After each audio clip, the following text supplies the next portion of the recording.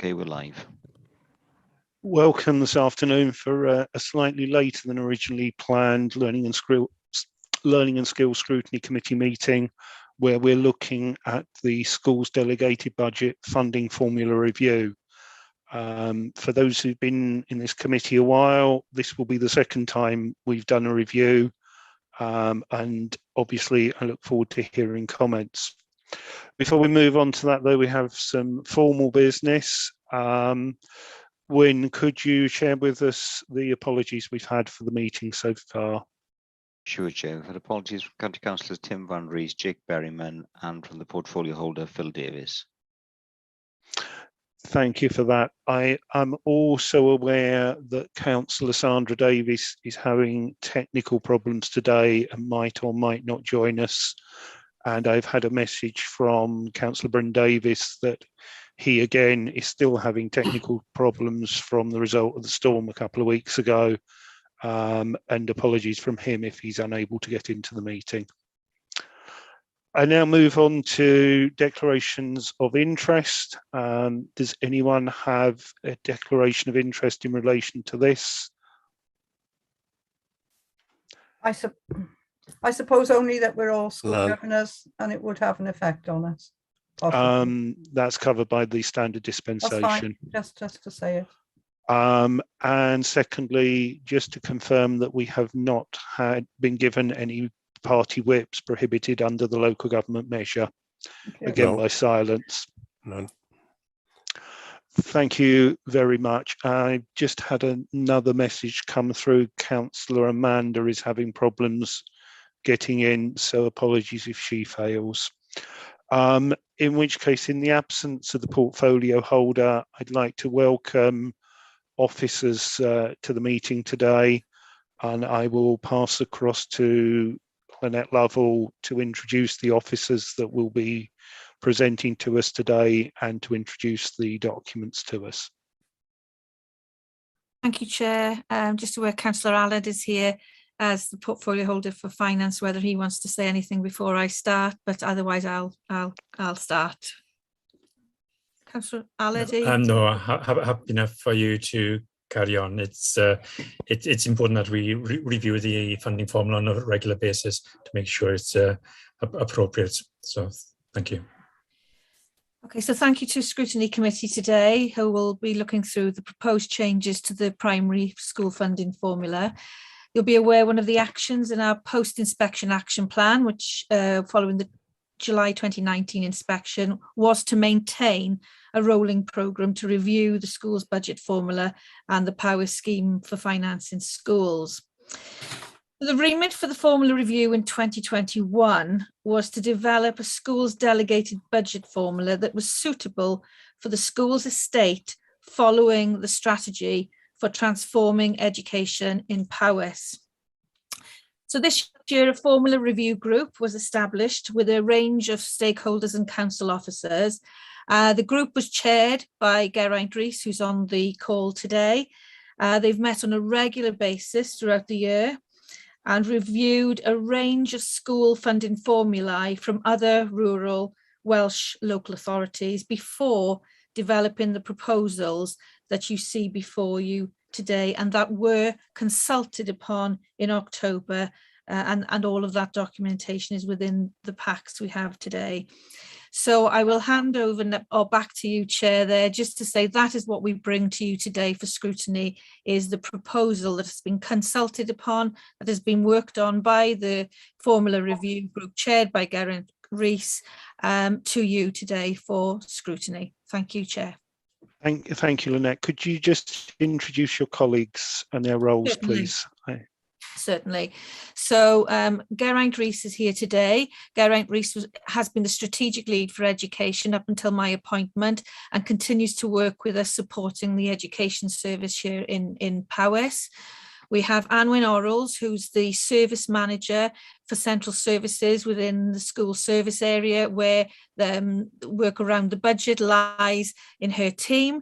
And we have Mary Thomas here, who's from the school's finance team, who is our finance business partner in education. So she's here and she's been working closely with Geraint around the proposals that we bring before you today. Thank you. Oh, Thank sorry, you. Councillor Peter, I've noticed Jenny Spraggan is also on the line as well.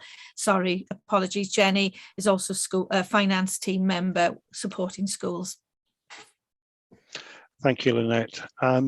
Geraint, I believe you're going to open up with a presentation. Are you able to share your screen, or does Wyn need to pass that to you? Right. Mary will have the slides when it comes to running through the slides. But thanks, Chair. I'll just give a few things around background, because I think what we're talking about here is, in a sense, is a point in an evolutionary development where you, as Scrutiny a few years ago, will have looked at a proposal. I think it probably would have been 2018, would have looked at a proposal that was emerging then when the local authority decided to move ahead with a more transparent funding formula. There had been a belief until that time that schools were never quite sure what their budget might be next year. And sometimes it was a lovely surprise, sometimes it was a bit of a disappointment, but predictability was difficult. Transparency as well was a challenge, and that predates many of us involved through the service. Actually, it predates any of the officers currently in this meeting. It had been where it was, and things, that's the way they were. There was a piece of work done involving external partners at that time to work towards something that would at least be deliver transparency and stability.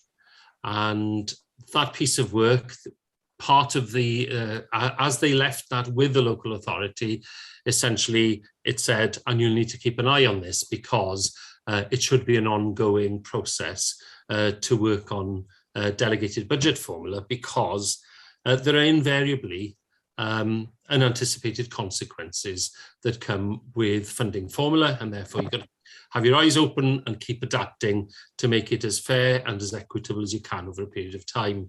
So it was opportune, with changes happening all around us, to take a good look at the way things should develop. Now, Mary has put up on the screen there, there was a formula review to be carried out, and initially we were asking the question, should we actually be looking at primary, secondary and special schools?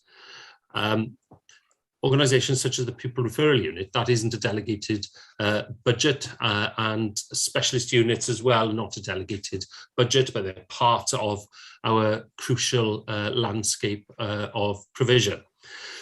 As we were working through things, the special schools, currently we've got two heading for construction as new schools in Caerdydd and Bryn Llawer, and the view was quite clear that it was probably not the time to be looking at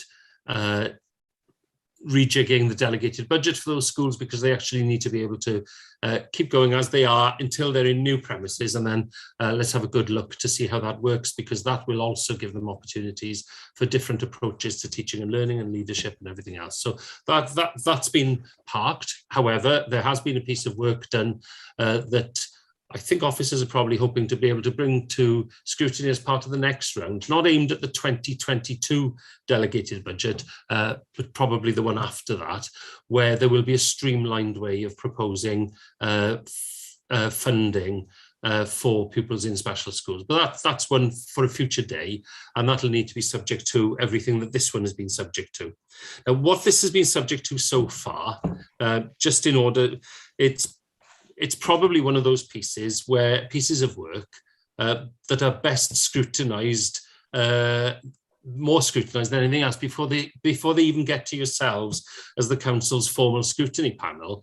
It will have been through officers, a formula review group, which was a representative group of head teachers, and they were chosen from samples of different kinds of schools: a small school, a Welsh medium school, a dual stream school, an all age school. It was a cross section of head teachers who were working alongside. Then it's involved quite a considerable level of partnership, and I've got to pay tribute to that today. The finance team and the school service team have worked very, very closely on this, because ultimately this is not about crunching numbers, which it actually is crucial for. It's actually about ensuring that children and young people and their schools know where they are, why they are where they are, and are able to plan for the future properly, and that there's equity built into it, transparency built in, so there's no argument as to why a budget is what it is, and it's actually deemed to be fair through the process that's been reached. So the decision then around secondaries was, there was a significant change to secondary budgets put in by the Cabinet in the first budget after the 2019 inspection, which is the 2020 budget, which was actually to recognise the leadership and management costs, which a good chunk of those had been omitted from the previous formula review for whatever reason, and we've rehearsed the arguments, but history is history, and that was resolved pretty straightforwardly. Cabinet added a significant amount of sum to the delegated schools budget, and therefore it brought some stability to secondaries that they felt was out of their reach before that. We will need to address the secondary funding formula at some point as a local authority, but the priority for this became the primary one for a couple of reasons. First of all, there was a strong sense that one of the areas built into the funding formula was based around being able to run classes of 30 or fewer learners all the time. And therefore, if a school of 59 learners became a school of 61 learners, the new budget would give them an uplift to employ a whole new teacher for 2 additional learners. Now, the question is, how many of those steps can you have across a whole local authority when budgets are at stake, especially when there's always the possibility that a school goes slightly under a step this year and then slightly over the step next year. So you actually drop by the best part of 60,000 in one shot, and then you go up by 60,000 in another shot, and actually you've only had a variance of 4 learners between 3 financial years. So it was clear that that needed a resolution, which is something we've worked on and we bring to you as part of this, where it allows schools to have a more straightforward trajectory to be able to work out where things are going. As long as they have an accurate grasp of their pupil numbers, they ought to be able to have quite a predictable level of budget. Final point for me, before Mary then runs into the detail around this, is this. There are models around the world, different models around the world, and they vary depending on what your school estate will look like. Each one has uniqueness built into it. However, there are some very, very clear patterns. The OECD, the Organisation for Economic Cooperation and Development, they've done a global trawl, and they've looked at the various formula allocation methods around the world.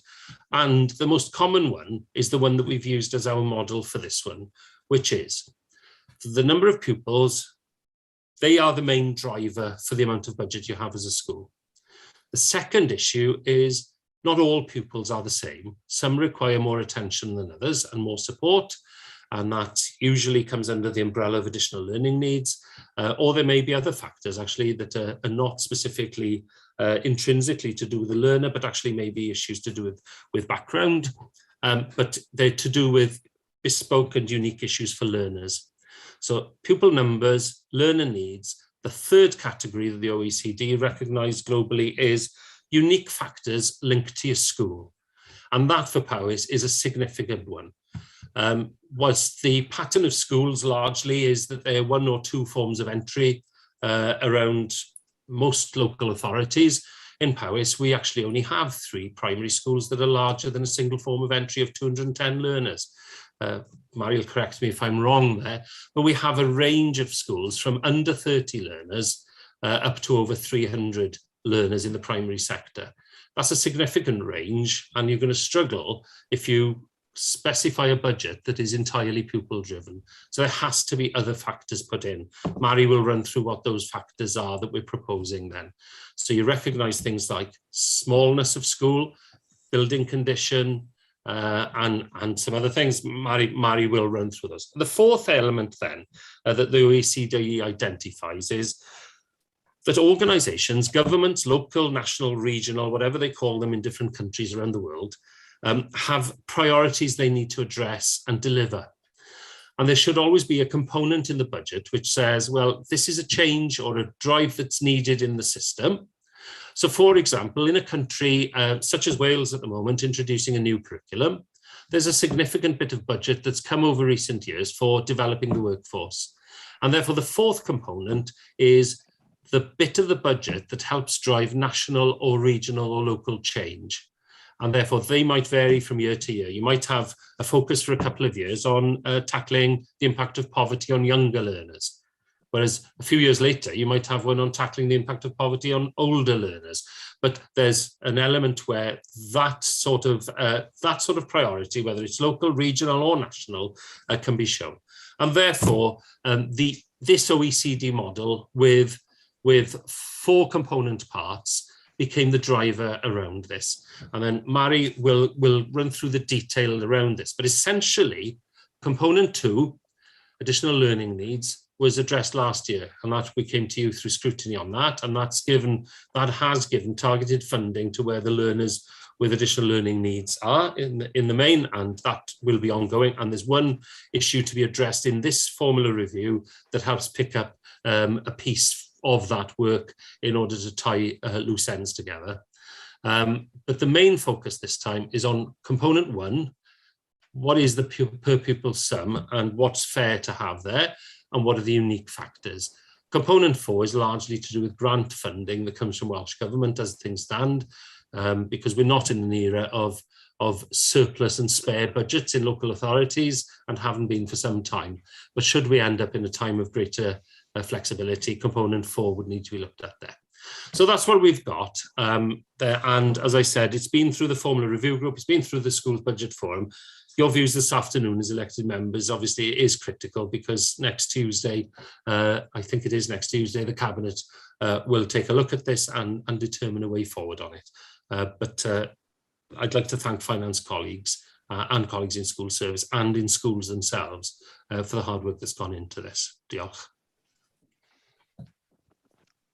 Thank you for that, Geraint. Are any other officers going to come in and take us through, or is this where we're finished now with the presentation? No, I was going to run through each of the, a bit more about component 1 and then each of the unique factors, if that's all right, just to... That's fine. Just to make sure. So the slide that we're on at the moment just shows those 4 components that Geraint was just describing. So if I move on to the next slide, this is just a bit of background really about how we arrived at the per pupil allocation that we did. So our starting point was the current formula, but we took out all of the elements that compensated schools for being a small school, so anything that said a minimum of, and we then applied that to a model school of 135 pupils. And it's, as Geraint said previously, the default there might well be going for a 210 pupil school, but obviously that's not really typical of a school in Powys. So, so we wanted to find something that was more suited to Powys really. So we brought that pupil number down. This, the 135 pupil school is slap bang in the middle of the range in the current formula that has 5 classes. So obviously the closer to 150 we are, the lower the per pupil allocation. So that this, and whereas the other way around, down towards 121, it would be a higher allocation per pupil. So the 135 pupil seemed to be the fair place to set it. After we'd modelled that the school based on the current formula, but excluding all of the allowances for smaller schools, we looked at how much we would apply to the teacher costs, this being the largest part of the school's budget, really, in the school's expenditure. And we've moved away from using average teacher costs to the leadership scale 0.2. So in our model school, each of the teachers in that model school was included at leadership scale 2. So that's quite an uplift from the current average teacher cost. And the reason for that was we found that when we were doing the initial modelling, the higher the per pupil allocation, the lower the top-ups needed to be. And it was about trying to find the right balance, really, about what would work for a range of schools in terms of per pupil allocations. And then, you know, how much then some of the schools need to be topped up for those unique factors. So moving on then to go through each of the unique factor top-ups in more detail. First of all, there's the component 2. This is for additional sums for learners with ALN. As Geraint said, we're not proposing any changes to the methodology within the formula for these. That's already been agreed and implemented last year. But we are adjusting the pupil numbers for 0.5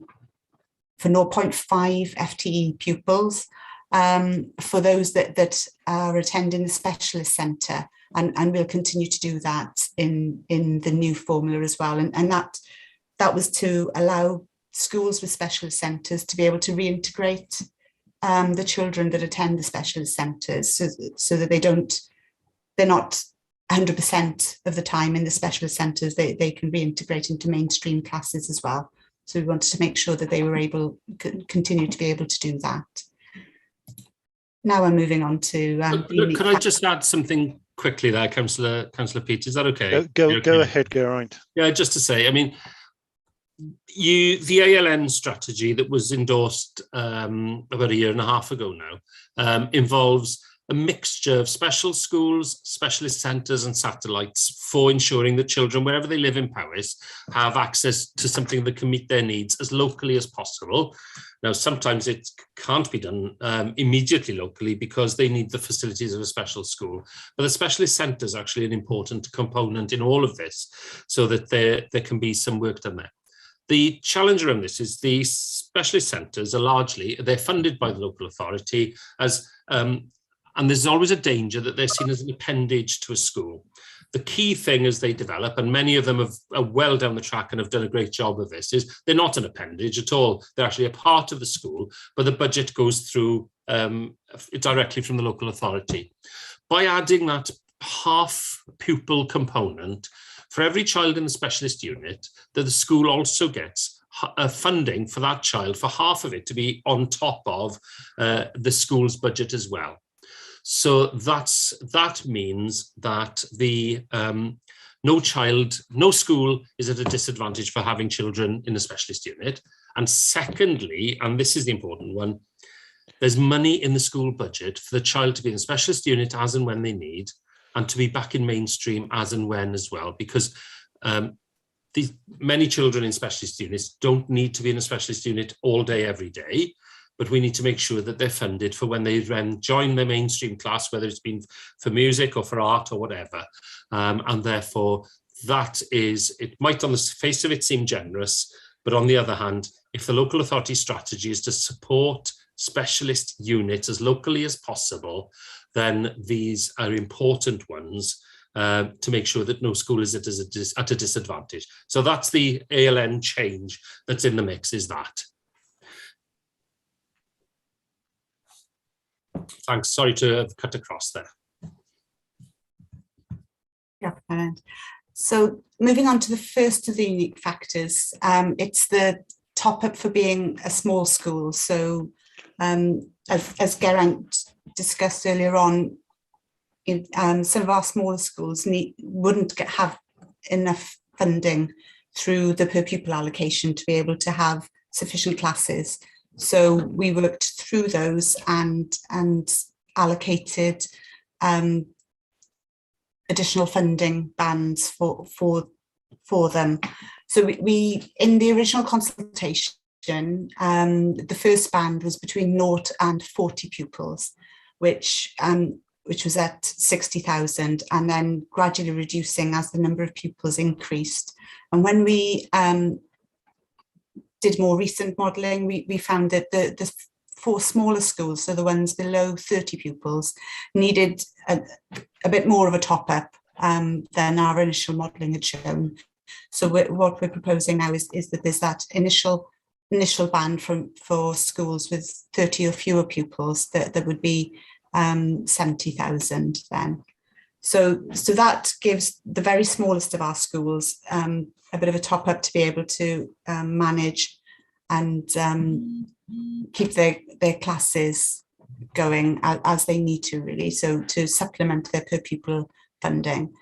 The second top up then is for... Mary, can I just interrupt for a second? Councillor Sandra has mentioned this, and in case it gets lost later, there is a different figure in the paper. 0 to 30 is 71,200. Are the figures you've just shown us the ones before the inflationary uplift?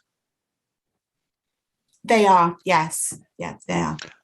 You might want to note that and change it before you go to Cabinet if you're using this presentation. Yeah, I will do. Thank you. Thanks, Councillor Sandra. So the next top up then is the class size top up. And what we found was that for those schools with between 3 and 6 classes, so not the very smallest of our schools, not the ones with fewer than 91 pupils, but for those between 3 and 6 classes, they still needed a bit of a top up because if they had a gap between their number of pupils and the next multiple of 30, but rather than introduce the funding for a whole new class, what we've done is smoothed that out, really. So we've got rid of those big steps and thresholds that are in the current formula and smoothed it out. So for every pupil that they're below the next multiple of 30, they'll get an element of 1,300 to top that up. So if they've got 78 pupils, they need an extra 12 pupils to get up to the next multiple of 30, which is 90. So they'd get a top up of 15,696. Similarly, if you've got a school that's 91 pupils, that's a difference of 29 to the next multiple of 30. So they'd get a bigger top up. So it just smooths that step out.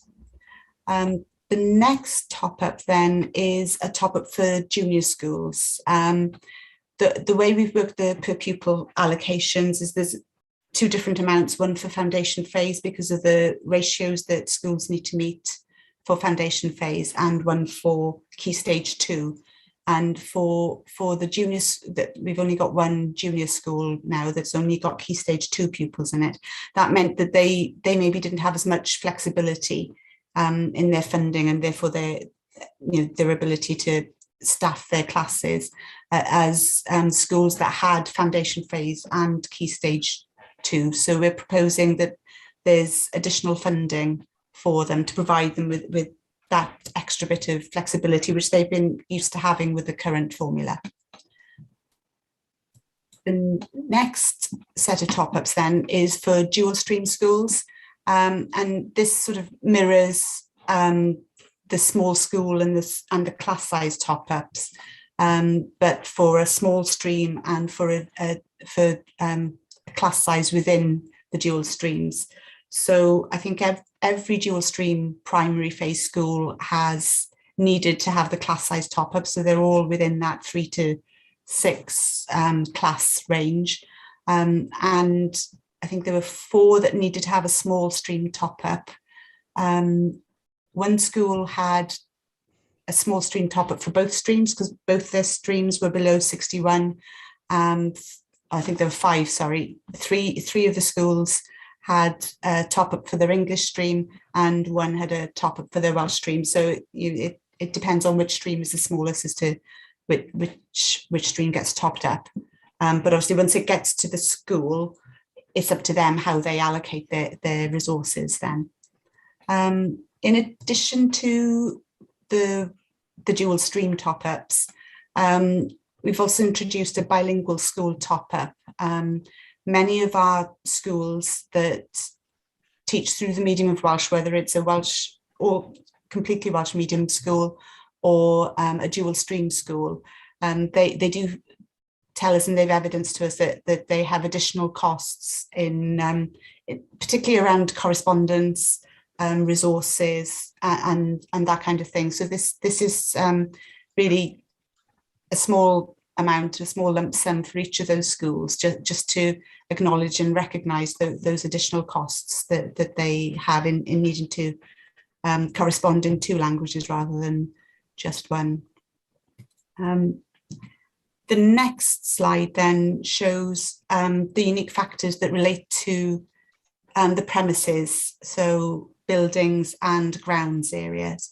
The per pupil allocation includes an element for, I think it's about 4 square metres per pupil, and the same, a similar element for grounds, and then anything over and above that we've included here as a unique factor for a top up, so that, and that's to bring them up to the level that they would have had under the current formula. So we're trying to make sure that the premises element of it remains a similar level between the old, the current formula and the new one. We've also continued the recognition of the building condition. Obviously, we've got quite a range of building conditions now with schools in Powys, some very, very new and some still awaiting transformation and needing in quite poor condition, really, category C or D. So there's a percentage uplift there for those schools, which we do in the current formula as well. And then finally, we're proposing that for community hall use, for business rates, for statutory testing and for insurance, that we fund through the new formula at the level that schools are charged for those elements. So, which is exactly what we do in the current formula as well. So it takes the risk around some of those costs and changes in those costs away from the schools then. And then as Geraint said, component 4 is really for future consideration, but some of the areas that we thought that it might be useful for is around collaboration funding, or we're developing a new way of providing support for schools through business and financial management, or all age schools and cluster development. So those are the kind of areas that we will work through with colleagues from schools as well, to develop those jointly with them. So if I move on to the next slide, this is talking about the implementation. So I don't know if that's, if you want to pause and people can ask questions, or do you want me to finish the presentation first? Mary, finish the presentation, because we're going to go through the report step by step. Okay. And if I was going to take a break, I would have taken a break at it pretty much after each slide, but I'd prefer to hear from you first. Okay. So what we're proposing is that we implement over 3 years rather than a big bang approach in next April, and that really is around mitigating that risk. We've done modelling, but obviously until we've got the actual final figures, we can't be absolutely sure that we've picked up on every potential issue. It also minimises that disruption for schools, and while it's clear then for schools the direction that we're going with the formula, it gives them time to plan for what their budgets are going to be in 3 years. So we're planning 80-20 in year 1, 50-50 in year 2, and then 100% to the new formula in year 3. But as Geraint said at the start, there will be a continuous review of this as well. So we will have the opportunity to look at it again should we need to. It does cost slightly more than the current formula. So about 135,000 in total, but because of the phasing, 24,000 of that will be in next year. And obviously, as we go through transformation as well, if those proposals go ahead, then that will impact on the overall funding required by the formula as well. The final slide just shows how much of the budget is allocated through each component. So component 1, the pupil-led allocation, really drives a huge part of the overall budget. So that's 31.6 million goes through the per pupil allocation. There's $1 million that goes through the ALN through the formula, and then there's a separate budget outside of the formula for specific needs of individual learners or groups of learners. And then component 3 is the unique factor top-ups, and in total they come to 6.2 million. 3.1 million of that is to do with the buildings top-ups. The small school top-ups are just under 1.6 million, 1.56 million, just under $250,000 for the small stream top-ups, and just under 800,000 for the class size top-ups. And again, just under 500,000 for the dual stream class size top-ups, with 74,000 there for the bilingual school top-up. So it's just gives you an idea of how each component is made up. And that's the end of the presentation. I'm happy to stop sharing. If you could, Mary, because I can't see hands or faces.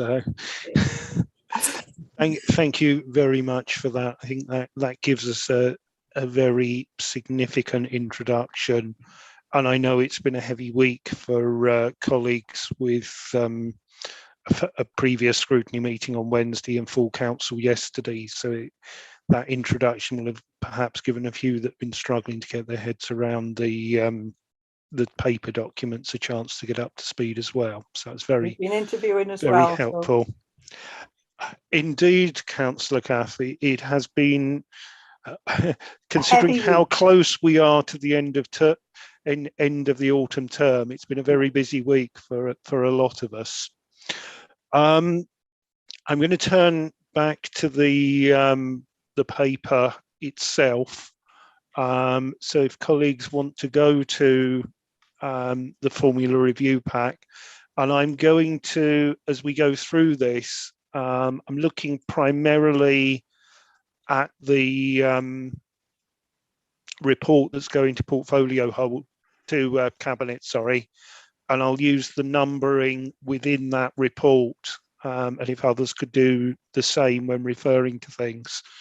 So what I am looking at primarily is looking at each of these sections and asking you to think about whether there are any concerns that you have about the way this has been structured, or any questions that you have. When we've gone through the document as a whole, I'd like us to explore for a little bit what you might term perverse outcomes, in so much as the last time we had a major review, we had a lot of problems around the 127 instead of 130, sorry, 117 instead of 120 pupils, and the impact on a lot of primaries around that age that were mainly urban. So we'll come back to that, but I'm going to open up with asking if anyone has any questions, primarily focused around component 1, the per pupil allocation. Go ahead, Councillor Sandra. Thank you, Mr. Chairman. Yes, I'm concerned with page 6 and the table that's there. I take on board that there are discrepancies in what we've seen with the presentation and the figures that we've got. Looking at the figures that we've got, could somebody explain to me where the equity comes in with the amounts that are there? Those figures don't seem to have any I don't know, any form really, because you've got differences between the top one, 0 to 30 pupils. So there's 30 pupils there. And then the next one down is 31 to 40. That's only 9 pupils.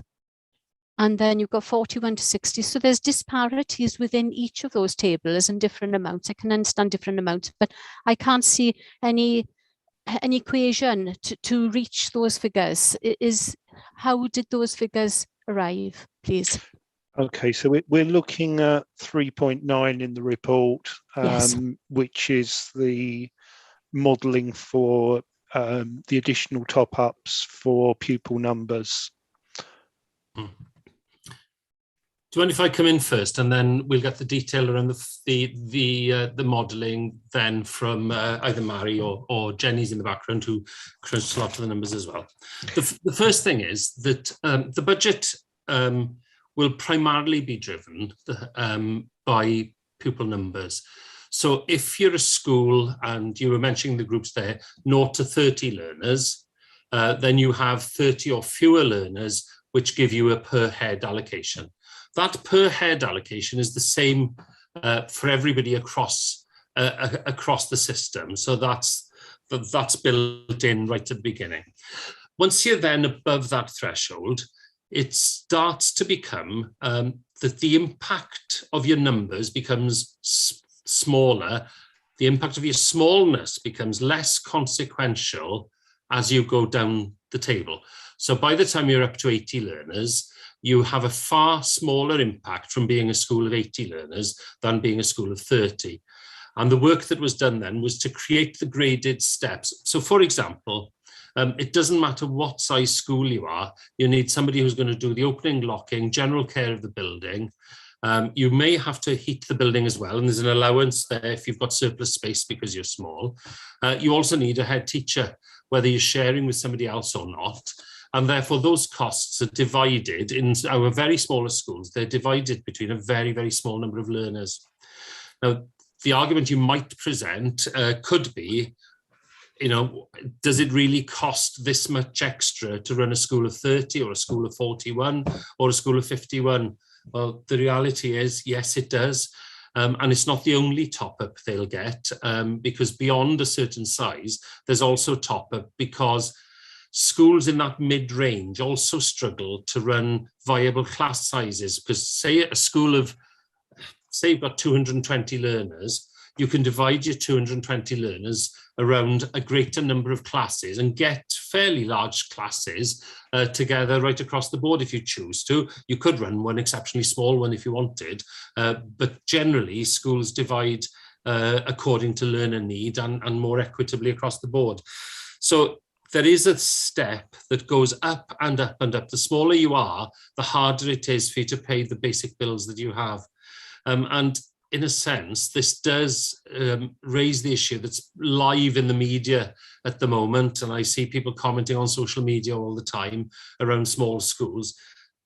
You know, the council is providing significant sums to maintain small schools, and this proposal, that's all this does, is articulates clearly how much it is, and that people know, you know, and no illusions about that. And if it's a bit, so we know where we are. But how the steps were reached, I'll turn over to the finance team, because they did averaging out and also to get it to a fairly sensible round figure that was near.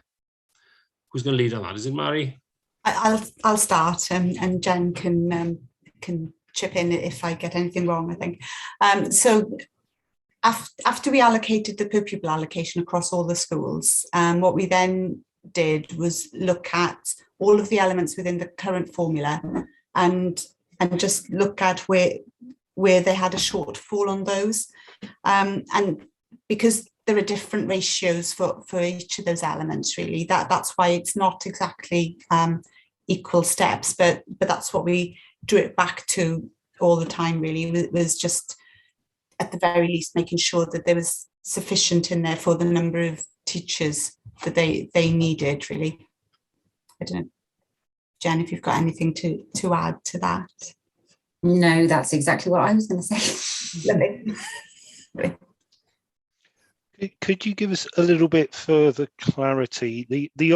Obviously, you've mentioned the head teacher, which is the obvious cost, but what are the other costs that disproportionately impact upon a smaller school compared to a larger school? So I think with schools that have got fewer than 30 pupils, we wouldn't be looking to for them to have all their pupils in one class, whereas the per pupil allocation, you know, would give them, it's quite a generous per pupil allocation, because we changed to that leadership scale two within it rather than the average teacher cost. So it would give them slightly more than they need to just run one class, but it wouldn't give them enough to run two. So that's why the very smallest of schools needed that extra top up. And it just builds up from there, really. It's about the number of teachers they need, teaching assistants and resources as well, really. So it's built up of all those elements. Okay, thank you. Councillor Sandra, do you want to come back in? Thank you, Mr. Chairman. I've sort of done some fiddling around with my my calculator and wasn't able to come up with something that sort of gave a simple equation to all of this. Some of the explanations are good, and I thank you for that. And I still can't see how the steps have progressed in that manner. But looking on the other side of things with big schools, there are equally hidden costs or extra costs. And I give the example where you might have a class, or a year rather, a class year of say 42 in my example I've given in the chat, and you might have that split equally, but you still have an 18 pupil shortfall for the 61 then, or 60 rather, to make up the next stage. So they don't have the extra to have an extra teacher. So yet there is a need for an extra teacher if you've got two classes and you can't have over 30 in a class. And then administration costs would be that much more. So I think there are disparities. I'm looking at the smaller schools, and they seem very well blessed. And I don't want to take that away from them. It's an admirable task that they're doing, and the work needs to be done. And I can understand all the costs that are entailed there. But my concern is that it's not equitable when you look in comparison with the bigger schools. Thank you, Mr. Chairman. Thank you, Sandra. I'm going to expand a little bit on your point there, because there is something we need to look at. We're moving into the 310, the class size top up issue here as well. The class size top up goes up to 179. But have you actually, when you've done the modelling, looked at the small number of schools that we have with more than that number of pupils and checked to ensure that with the allocation that you are going to be assigning to them, they will be able to afford the current class structures that they have? What we did when we did the modelling was, I think the original proposal had been for between 61 and 149 pupils. So,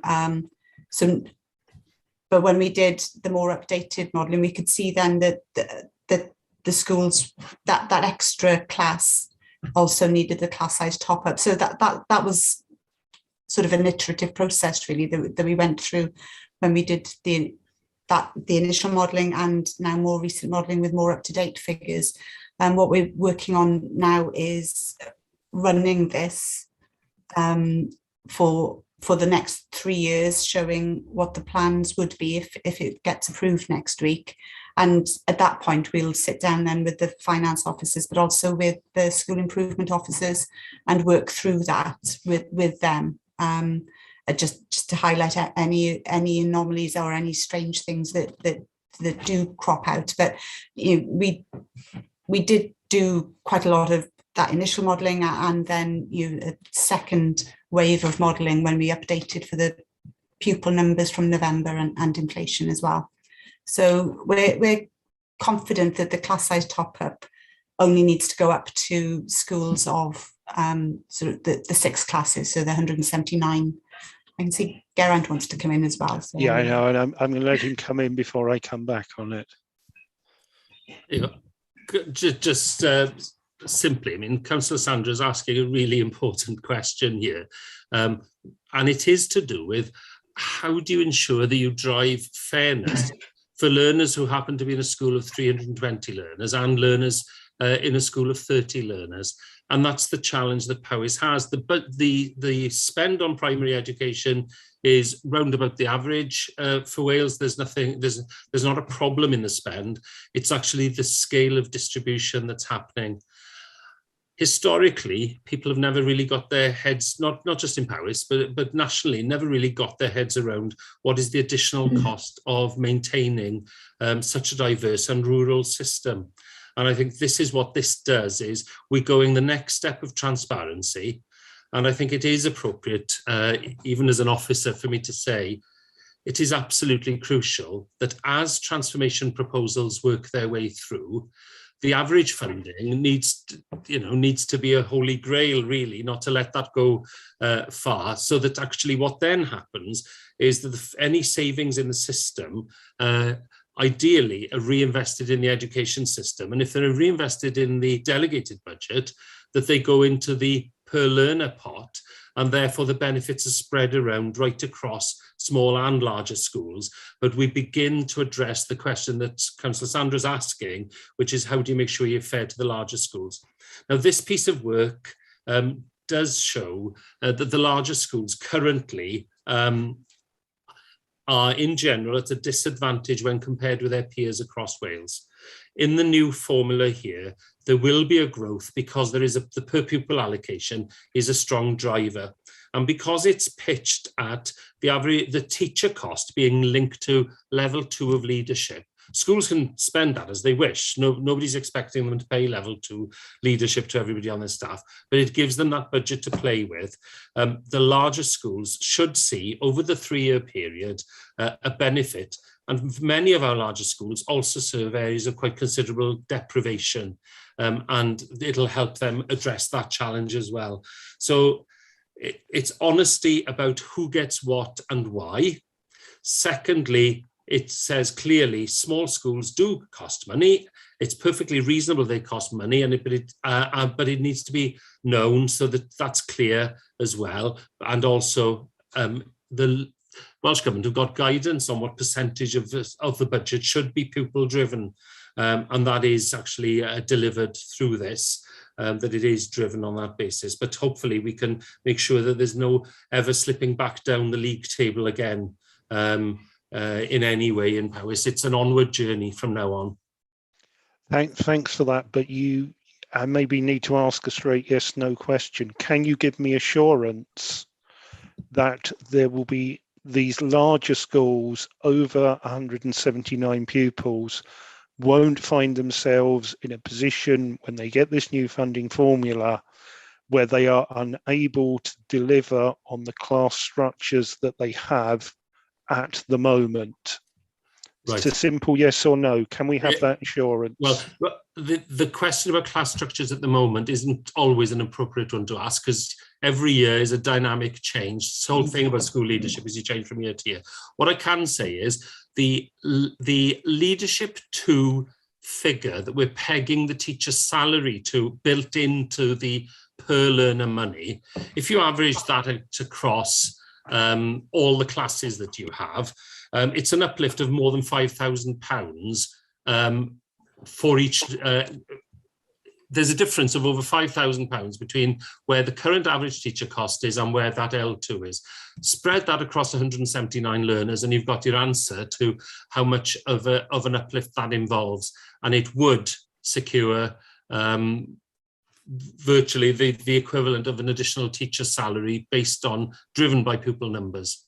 And I'd be very, very hopeful that our large schools will actually, that what they may be frustrated about here is we're talking about a 3-year implementation programme. But that's in order that we can't just destabilise a whole system for any reason. It's got to be done and reviewed annually to make sure we're okay. But the larger schools should actually be feeling that they're able to navigate more comfortably in the future than in the past. So I think that's a yes, but we don't 100% know. Okay, I'll move on to Councillor Amanda. Thanks, Chair. I've got a couple of questions, and I know you said component 1, but I've got a question on component 1 and component 2, and I'm afraid I'm going to have to leave at 4:30 for childcare reasons. So can I ask them both? Amanda, Councillor Sandra came in and asked about component 3, so I have given up on that. I will just have to keep track and make sure we've covered everything. Well, I'll start with component 1. So I don't come to this with the history of being involved in any funding formulas before, because I'm fairly new to this committee. So it's been quite a lot to get my head around it. But I can see that in the sort of cover paper, there's not been any references to, in component 1, to how administrative support will be changed within the formula. However, then further in the sort of other documents within the papers, I think it was question 9 during the consultation, they were asked whether or not they agreed with the proposed changes to the administrative support in the formula. And I'm now not sure whether or not those proposed changes are being taken forward or not. So I just wondered if you could provide some explanation on that, because it seems that there was quite a lot of strong disagreement with that aspect of component 1. And that's my component 1 question, Pete. Thanks, Amanda.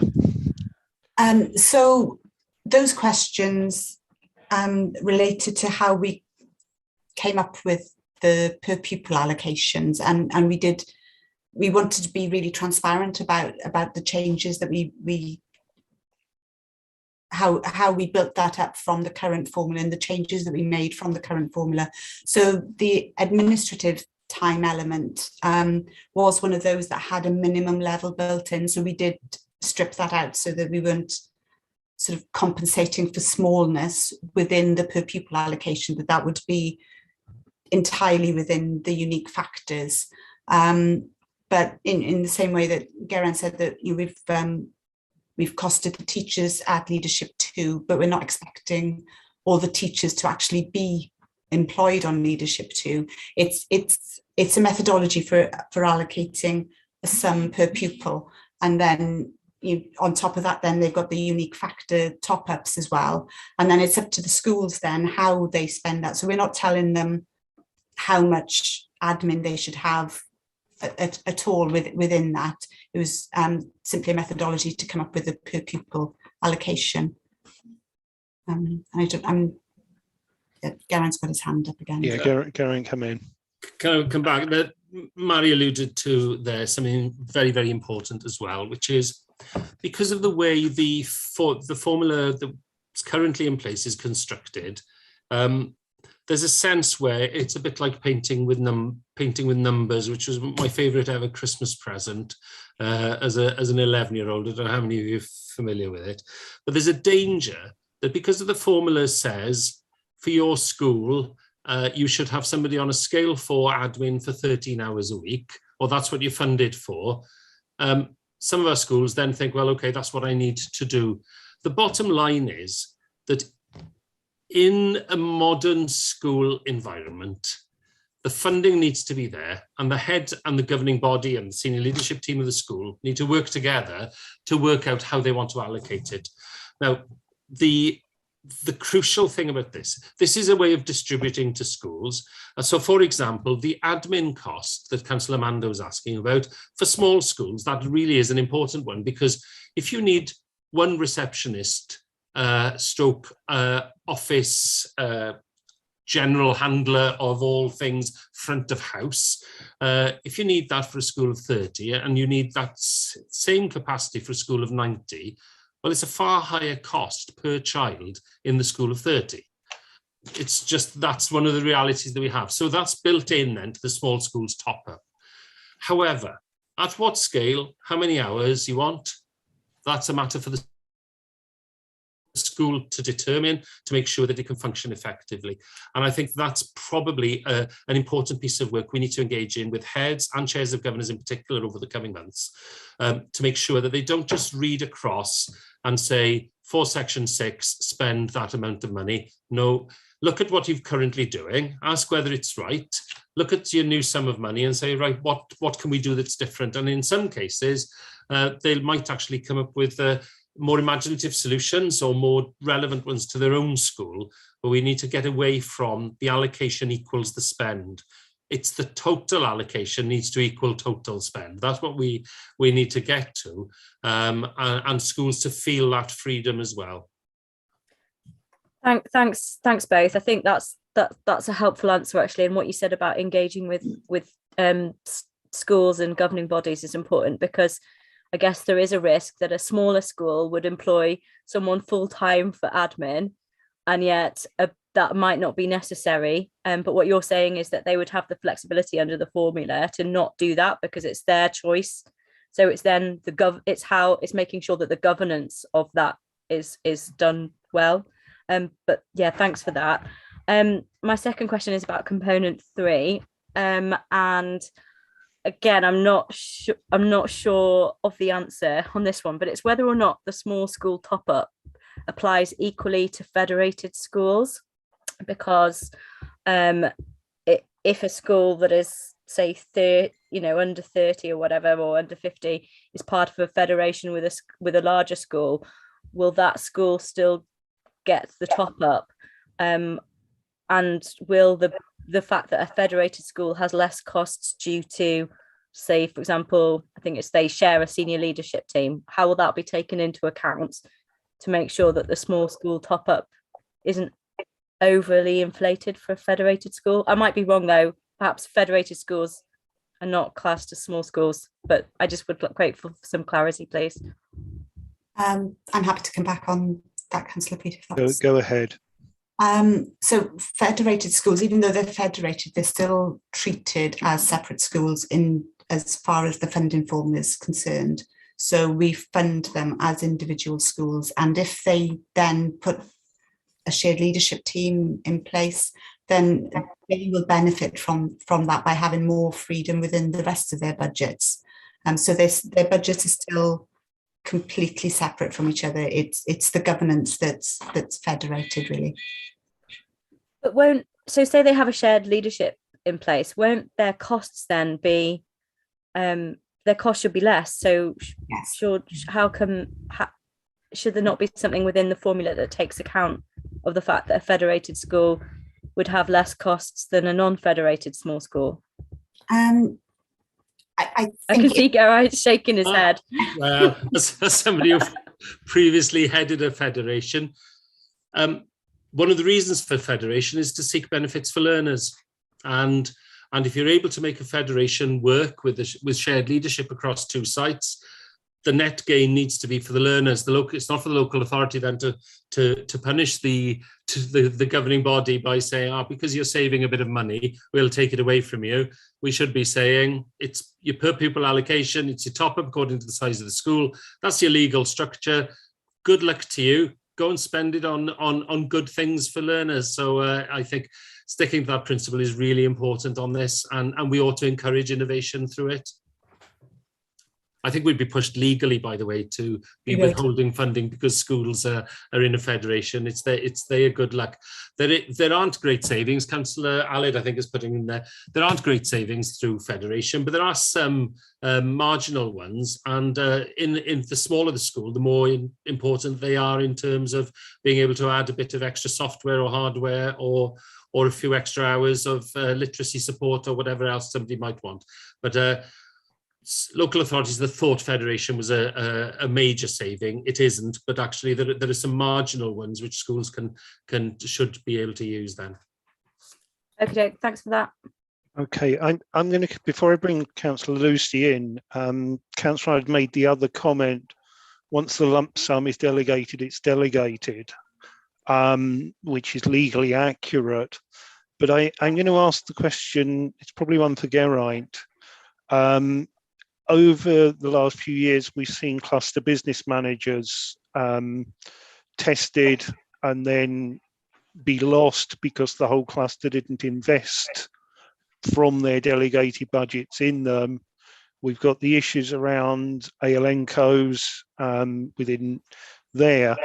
During this phase of the review, did you consider actually moving some funding out of the delegated budget to ensure some of these personnel that actually probably work best across a cluster rather than an individual school are pulled back into the central budget so that they actually exist across the county rather than keeping them constantly at risk of losing funding from one school and therefore losing the post for the whole cluster?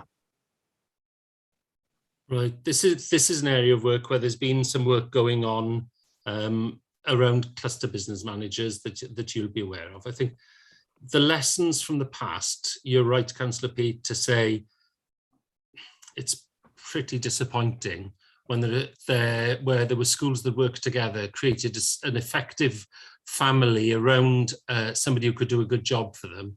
But for whatever reason, one school wanting to withdraw and suddenly the whole deck of cards falls. So whatever comes forward as a proposal around that needs to be sustainable so that but it will always require a cluster to agree, but it needs a funding model that makes that more sustainable. But it also has implications for central services as well. Because if we were to have highly effective cluster business managers out there, there's some aspects of work that the likes of Jenny and Mary oversee that actually would be done at school level. And therefore, when the set of proposals come forward around business managers, I think it needs to be mindful of A, the needs of individual schools, B, what sort of groupings might be reasonable, and thirdly, what do central services throw into the pot as an acknowledgement there may actually be a slight difference in their work requirements. And I think there's some piece of work still to be done on that. What component 4 allows, if you remember, the 4th component was around initiatives. So it does actually allow grant funding or prioritization of initiatives, but at least it'll be absolutely transparent and clear for everybody to see. So should business manager funding, for example, be in that box, it would be there and everybody would see it's there. So there's some more work to be done around that. I know Nancy Owen has been working on that over recent months and engaged quite heavily with the schools community, including quite an extensive survey of schools on it. But we'll hold our horses on it. But my ideal scenario would be a good set of business managers working throughout the local authority as a somewhere between the schools, individual schools, and the services themselves to make it easier for schools to plan the future. And I think Scrutiny has expressed support for that view throughout the last 2 years. And I will reiterate that support again now. I think having seen the benefits of a cluster business manager and then lose it, I think as we move forward on the financial management, I would ask officers to consider very seriously the model of cluster business managers based in the cluster but funded from central rather than delegated budgets, to provide the security of tenure for those officers, and making it more likely to attract and retain staff, but also improve the, well, for a start, remove the responsibility of heads chasing around for invoices, which we have seen in some cases. So I'll leave it there for today, but would highlight that. I've got Councillor Lucy, but I saw Councillor David put his hand up, and I'm wondering whether it was in response to something that has been said. So, Councillor David, if you're responding to the discussion, please come in now. If not, I'll bring Councillor Lucy in.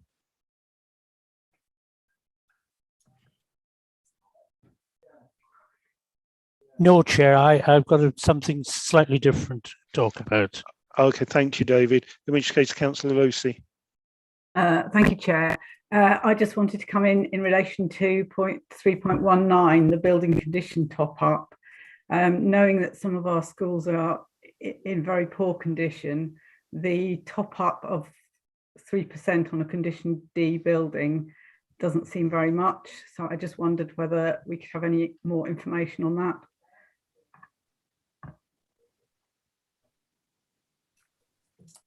I'll come back if you like. What we've done really on this is just to sort of roll forward really the current method for the building condition top up. So we've tried to keep it consistent with what we're doing at the moment. And it's for the general maintenance of the school building rather than any refurbishment or backlog maintenance. And you know, we are conscious that it may not accurately reflect the difference, but it's a way of providing those schools that have draftier buildings or other issues with that extra bit of funding for the condition of their building, really. By all means, come back, Lucy. Yeah, I think that the trouble is with that, we know from the school transformation process that we're probably looking longer term at replacing some of the schools in very poor condition. But in the meantime, there is work that will have to be done. Whether you call it maintenance or refurbishment, I don't care really, but it's work that has to be done in order to maintain a safe learning environment. And I'm just concerned that that's not adequately addressed. Thank you, Lucy. I'm going to come in now and then bring Geraint in. It's expanding as we're moving on to building condition. Category A has 0%, but colleagues in schools, colleagues who have schools in some of the more recent transformations, but not the current ones, have indicated that there are a lot of snagging issues and a lot higher maintenance than they were led to expect. So I wonder, when you were looking at this, did you do any audits on the Ystrad and the Gwenyfed catchments as to actually, does a new build category A school have a maintenance spend profile that goes up and then comes down as snagging is sorted out? And if so, what uplift are you putting in to take into account that transitional burden on those schools?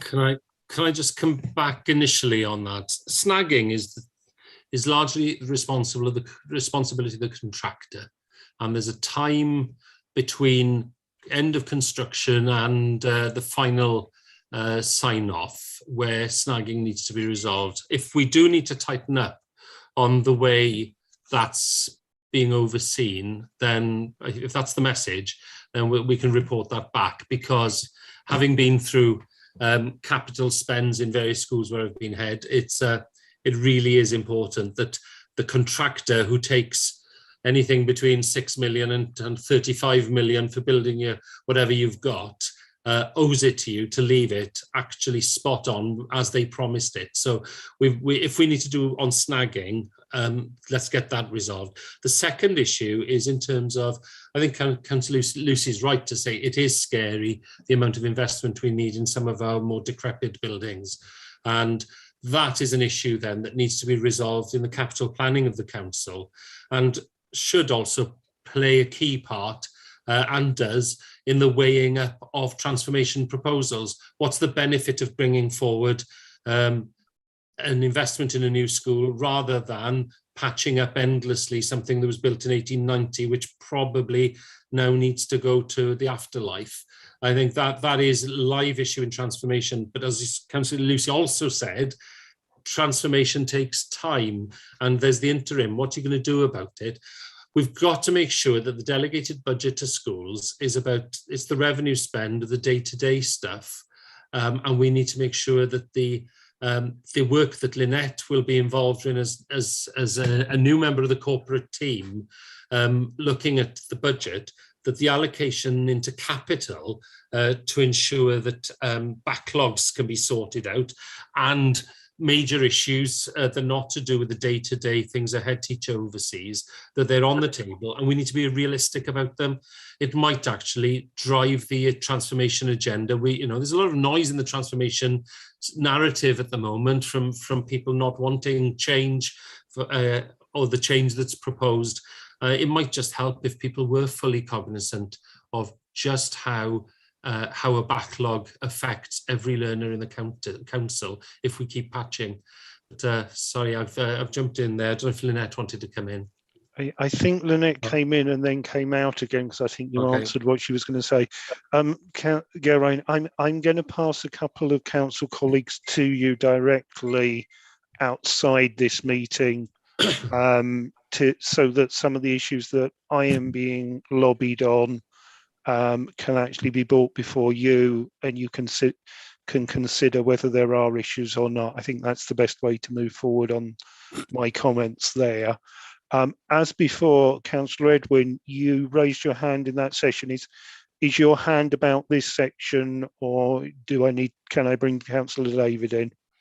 Yes, Chair, it's really about the snagging side of it on and how long retention. Okay, in which case, go ahead. Thank you, Chair. What I was liking to ask where Geraint touched on the retaining snagging monies after completion, how long do we keep that open for, retention monies? Because I remember we've been involved over the years on various schemes. Monies have been held back as long as 2 years after completion for snagging purposes.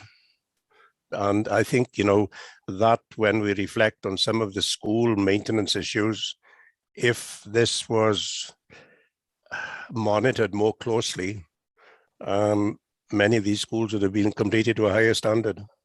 Thank you, Chair. Thank you, Councillor Edwin. There's a very specific question there, and I'm aware that officers that we have here might not be able to answer that. But in case it was missed, how long do we retain the final payments against snagging costs? So if we come back to you on that, but my understanding when I was a head teacher was the school had a year in which to log its snagging costs, snagging issues, and to get them resolved. And secondly, the local authority would have a longer period of time before it finally had to settle, and that was content the snagging had been done. So the Councillor Edwin's suggestion of about 2 years rings true from my background, but I check what our contractual obligations are in Powys. But it rings true to me from my own experience. Thank you for that, Geraint. Thank you. Can you log that when, please? I've got a final question around the building side of things before I move on to Councillor David. There is some uncertainty over HALPS, and there may be onward consequences of that for the school's maintenance. How much certainty do you have at the moment about contracts that schools have with HALPS and the onward costs of their maintenance programs? Has that been factored in any way? If I start off, it hasn't been factored into the formula review side of things at all, but I do know that the colleagues are working really closely with HELPS on that transition process. So I mean, I'm not as close to it as they would be, but that is part of the work that's ongoing as we transition. I can see Lynette's. Yeah, I was going to say I think Lynette may have more info. Yeah, thank you, Chair. Thank you. Thank you, Mary. Yes, in terms of the backlog of things like remedial works that you've seen, obviously, in our quarterly reports that have come through, we're working very closely with our property colleagues. We do have, obviously, a separate from this formula review, we have the major improvements money that we have, so that within this today, this proposal, it is really about the wear and tear in the school, and our work then with HALPS around remedial works carries on during this transition period. So we have the assurance from HALPS that all of the works will carry on and schools will be working with HALPS until through this period. So we've got major improvements funding, and we have and we work through all of that, the major improvements plus the remedial works that schools may require to do. So that's all within central services as well. So the money within this allocation is really more about the wear and tear aspects of the school. Yeah, forgive me, it's a while since I've looked at maintenance even am I right in thinking Property Plus, that side is covered by HALPS? Yes. What assurance do we have for the schools in preparing their budgets that service and its costs will be maintained through the transition, and that there won't be a mid-year financial shock for them? Well, in terms of all sort of statutory remedial works has to be undertaken, and as you'll have seen from our sort of quarterly reports around our budgets, where it's over and above what the costs to school within their property plus allocation, that is currently being met by the service. Okay, thanks for that. Again, I'll get to you in a minute, David, but Councillor Cath, are you coming in on this topic area as well? Yes, I am. Thank you, Pete. My understanding of HOPES is that when the contract ends in, I think it's July of next year, then everything is just going back in-house. So I would guess, I may be wrong, but I would guess that nothing really should change, because instead of it being a joint venture, it will be a venture within house and it's coming back in-house. The other one thing I would just quickly say, I think Margaret Evers is trying to get in and doesn't know how to put a hand up. Thank you for that. I'm going to close this section down, and when I'm going to ask that officers could provide us with a little bit more certainty around the transition at the in respect of HALPS, so that there can be a little bit more clarity for schools as they move forward in their budget planning. I'm not asking for it now. I'm just going to put it in as a recommendation in the report, but I would expect that you might need to take your full allocation of time in order to come back to us as scrutiny, rather than having it ready and done and dusted for cabinet next week. Geraint? I don't want to be contrary, Councillor Pete, but just to say, any reports on HOPES, whether they're for cabinet or for scrutiny elsewhere or whatever else, need to be mindful of their involvement with schools and with education.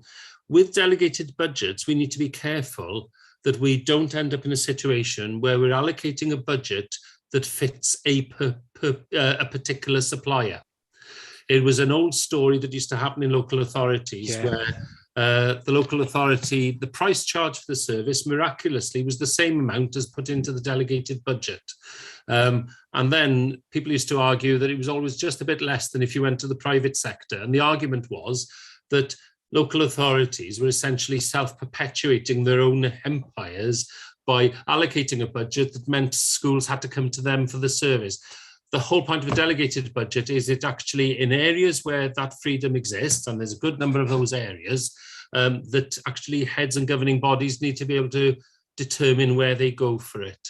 And I think we need to be very careful that on delegated budgets, that we don't get snarled up in any background noise around HOPES. Otherwise, HOPES needs to, whatever happens in that domain happens. They need to be mindful of the responsibility towards schools, but schools don't necessarily have a responsibility towards HOPES, schools themselves. So we just need to be careful that we're not conflating the two things. I hope I'm not being unduly awkward on that, but and it might be better actually if we as a service and as a finance section don't end up snarling that up in the delegated budget discussion. But, no, I agree with you completely. I wasn't looking at it as something we should factor into what we're giving to schools. What I was seeking, because we're discussing around buildings, is to highlight the risk to schools' budgets, and looking for officers to undertake a piece of work that will give governors confidence that if they go down the route of staying within the Property Plus scheme in the coming school finance year, they are not going to have a nasty surprise some way through it. So it's not so much part of this, but it's something that has come out of this discussion that is a piece of work that I think needs to be done to reassure governors in terms of their budget setting, and is part of, I think, central services responsibility to governors to not get them into a position where their budgets are set and then have predictable shocks to them midway. So I agree with very much what you're saying. Councillor David, Vice Chair, I will let you in. I'm slightly feeling guilty about the number of others I brought in first.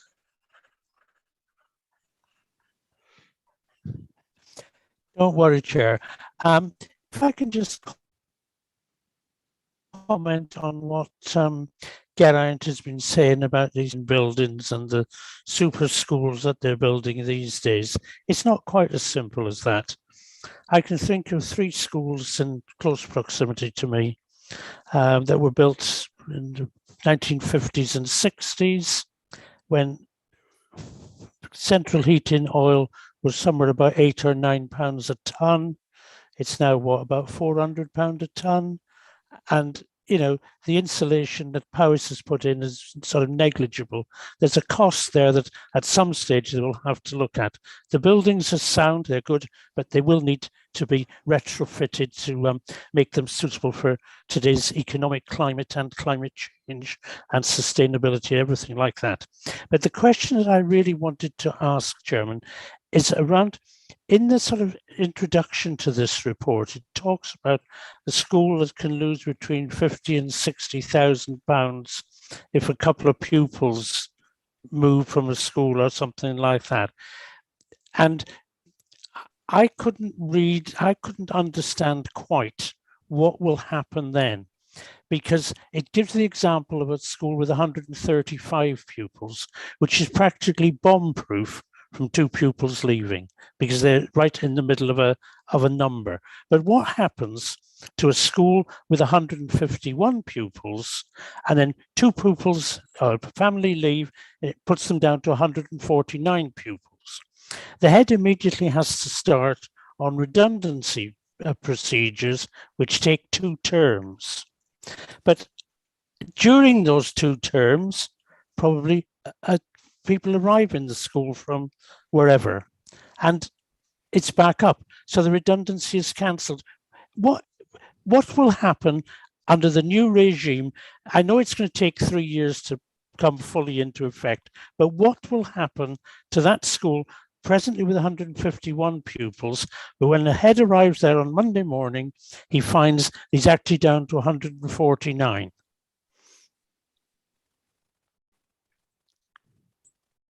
Shall I come in on that one?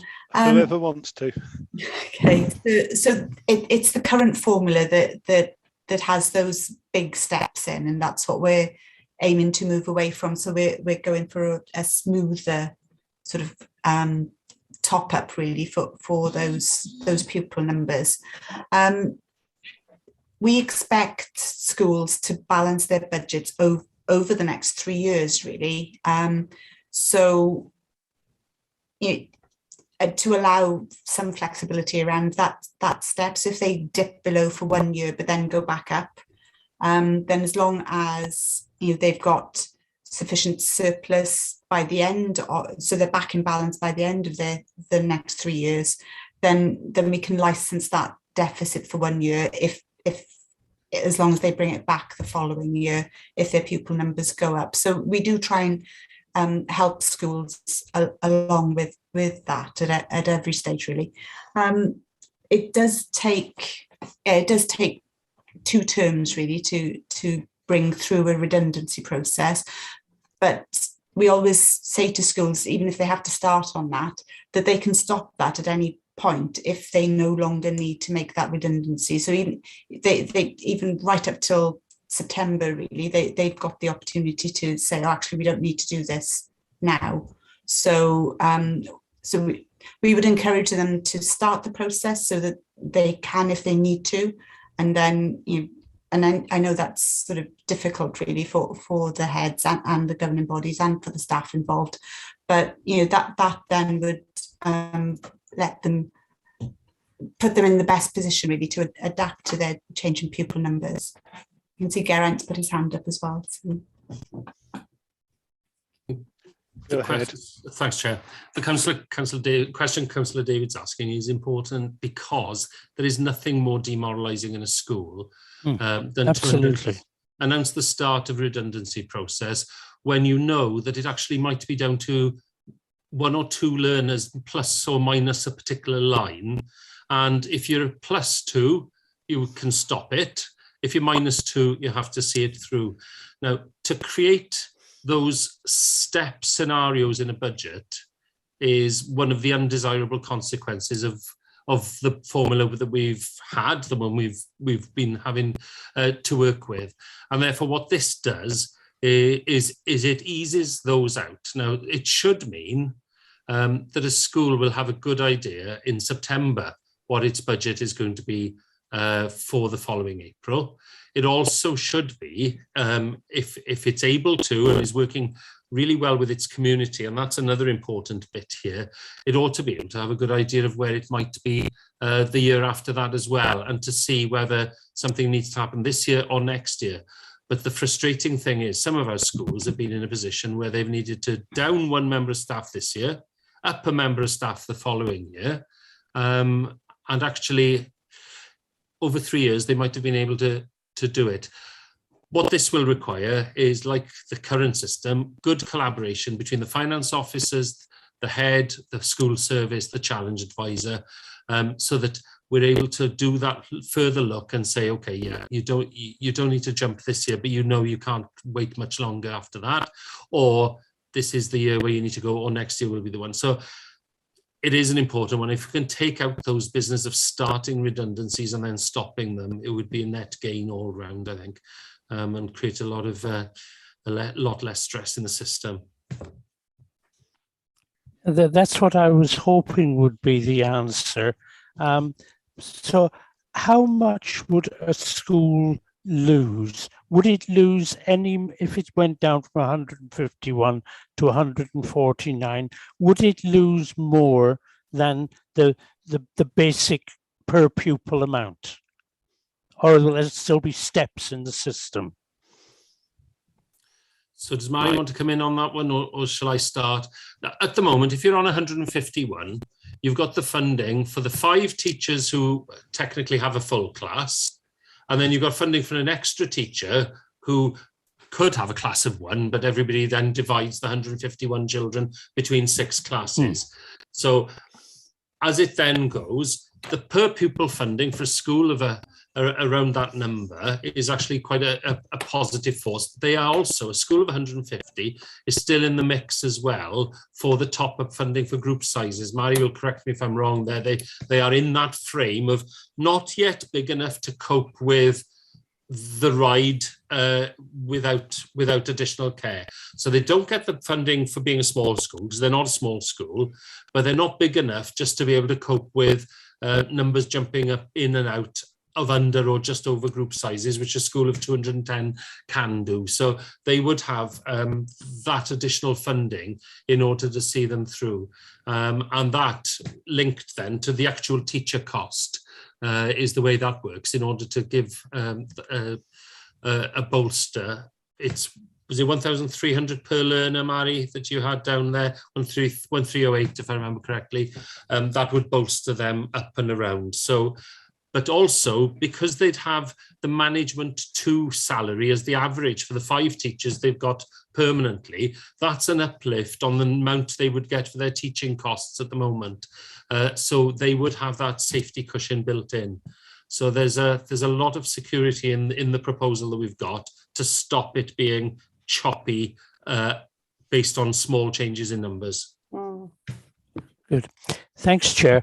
Chair, I have a question about the ALN top-up, but are we going to deal with that after we finish this, or when? I will come back to you on that, because I have Councillor Cath and then Angela coming in, and I suspect they're both on this topic. Councillor Cath? Thanks very much, Chairman. Yeah, I am on this topic because I'm in a large village here in Kerry, and my school numbers, I think, are around 91, 92 at the present time. But at the moment, it's quite volatile because of new builds. We don't know when they're likely to come in, if they are at all. And I think what they say is 1 child to every 9 new builds. Now, whether that's true or not, I don't know. It depends where they come from largely. If they're coming from town, they might like to keep their children in town, but then change their minds once they've been here. So the volatility of the school numbers is quite difficult, I think. And I just think that needs to be borne in mind. You know, it may be only a term or 2 terms that your numbers drop and then they suddenly go back up again. It is very difficult for primary schools to actually, because if you start a redundancy process in that case, you might find 2 terms later you've got them back in again, and it's, as has been said, it's incredibly unsettling for the staff involved. Thank you. Councillor Kath, I think this is exactly what I highlighted right at the start about the perverse outcome when we moved to this, where a number of medium-sized primaries where they were just under or just over had quite significant problems by the steps. So, and I think from what's seen in the feedback and what I'm hearing today, this move away from the step is something that is very, very positive and very constructive in terms of enabling schools to manage variations when they are on that threshold. Yeah. But I think my real point is where there's new builds going on, because I know in Churchstoke there's going to be some substantial building there. In my own ward, there's another 40 odd houses coming in Sarn, which would bring them all my way, or Kerry's way, shall I say, because there's no school there. So, you know, this is a very volatile, in my view, a very volatile school as far as numbers are concerned. I just think that the authority need to bear that in mind and maybe have a bit more tolerance on some of these up and down numbers. Geraint, there's an interesting question that actually Kath is drawing out there. Have we looked at the volatility of schools, and have we seen a lot of yo-yoing of this nature that might cause such problems? To use a football analogy, perhaps, do we have any schools that are like Norwich in the Premiership? Ooh, I hope there are no Norwich fans present. The finance team every year will have details of schools that may need, on the current formula, they may need an extra 60,000 or best part of if 2 learners extra turn up in during the year, and they won't need it if the 2 don't. Now, this does help, I think, with what Councillor Kath was raising, which is from now on, it'll be a far smoother up and down if it's needed.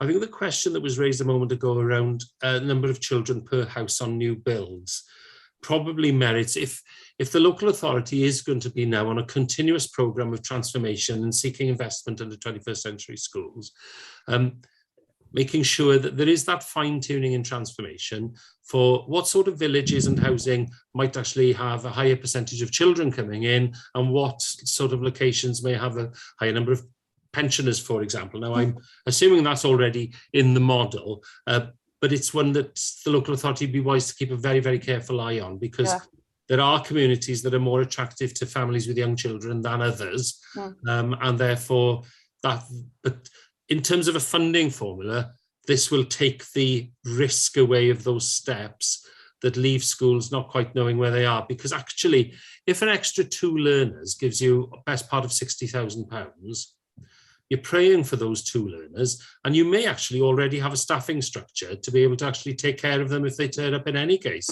So you're not going to incur 60,000 extra staffing costs. So you might take on a teaching assistant plus buy a set of iPads for the school. But if they don't turn up, there's no iPads for the whole of the school because you predicated it on that. Or the other way around, that you planned something perfectly decent for all the learners and you can't because you've just lost your 60,000. That's gone in this proposal, and we need to get through it, because year 1, it's 2080 transition. It's 20% of the new formula, 80 of the current one. So we're not taking out this, you know, there has been the argument whether we ought to just do one wholesale move to it, but then that brings its own risks as well. I think a proper annual evaluation, looking what would happen if we stuck with the old one, what happens if we went entirely to the new one, and what's happened with the transition model. I think is the proposal officers are putting to cabinet next week and is in the document for yourselves. Yeah, Make sure we manage it. I can see I'm going to regret my premiership comment because my vice chair has already suggested in the chat that we ought to introduce parachute payments. Angela.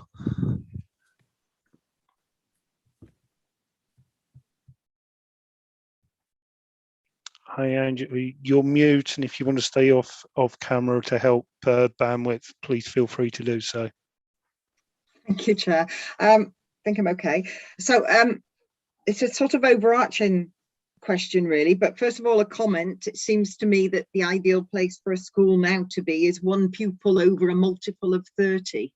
But talking about the funding, the proposals for the new funding formula, I'm just wondering, do we know how many, for want of better words, winners and losers there are? So has the case been made where you've had a look at the current school situation under the old funding formula and what that would mean financially to each individual school under the new funding formula? So they can't all be better off, even though we're being told here that this is a better way to share the money. They can't all be winners, can they? Do you understand what I'm trying to say? I think I do, and I'm going to jump in and add my own little addition to this, because this was going to be my next question, so we might as well tackle it now. When we last did a big funding review, we asked for the data model, we asked for the examples of what this actually meant based on numbers. We were promised it and we never got it. That's right.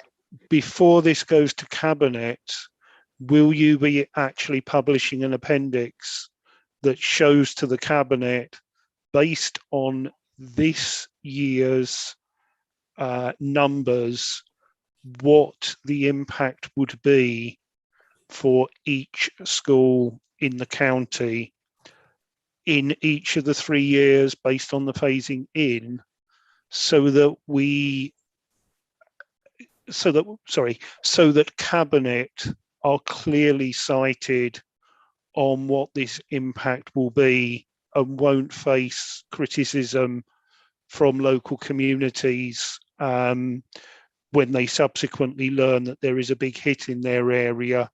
They will be fully informed and will be taking that decision completely aware of the individual implications of it.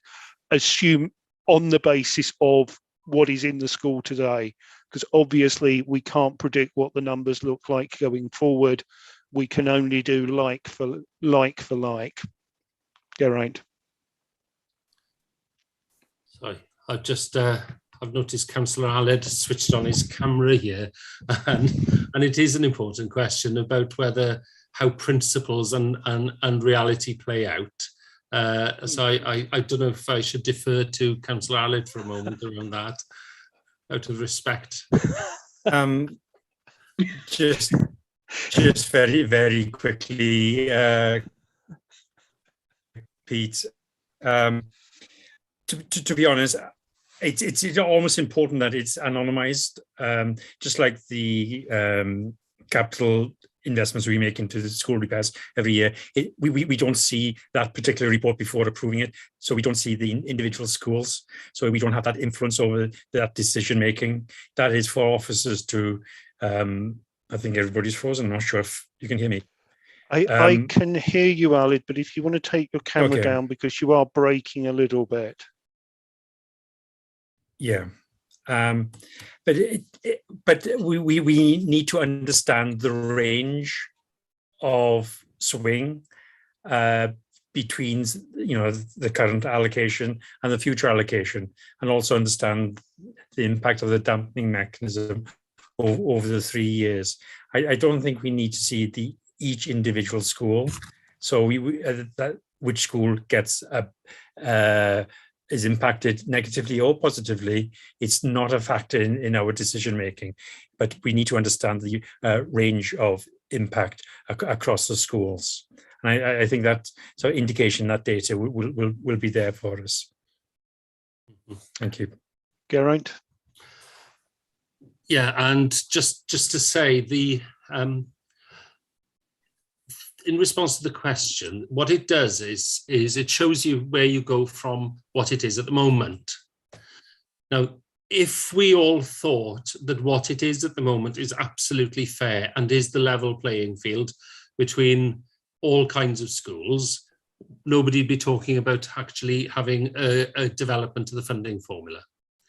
So there's always a risk that if somebody says, well, this school is going up 12,000, they're winners, and this school is going down 12,000, they are losers. What was it? Was one school 12,000 short in the first place, and was another one, did the other have a surplus carried forward of 47,000? Did one have the funding in order to be able to buy a whole class set of iPads last year, whilst the other didn't have a penny spare and had to get rid of a teaching assistant that they could barely afford to lose because of the needs of children? So all of these issues, the swings, because they're from where you are now, if you have to ask the question, is where we are now fair? And I think the overall view that's been echoed by everybody in the system is it isn't quite fair at the moment, because there are schools that are losing out from funding they should have, and others not, and others may be appearing more comfortably off than their peers. And the whole issue of equity is a big one there. So that's where we need to be careful about looking at the swing, and not just to assume we're in a good place, so where's it going? And that's why it needs to be seen over a period of time. And by making sure it's an allocation per learner with an ALN allocation, it's making sure that every component is fairly allocated for the reason it's there. And ultimately, there may be schools with less money, but you might be in a position of saying, well, actually, if everybody's getting the amount to fit what they are, then so be it. And there may be some better off. The figures that the team in finance have done shows that actually to deliver the new one needs about 140,000, I think it's just under 140,000 extra in order to fully implement it. So it's not a way of saving money. We're not going, so this isn't for anybody who wants to think that, because there will be that skepticism out there, that this is a way, again, of a council grabbing the money from somewhere. It's actually going to cost more overall. But the fairness is that everybody can look at the components.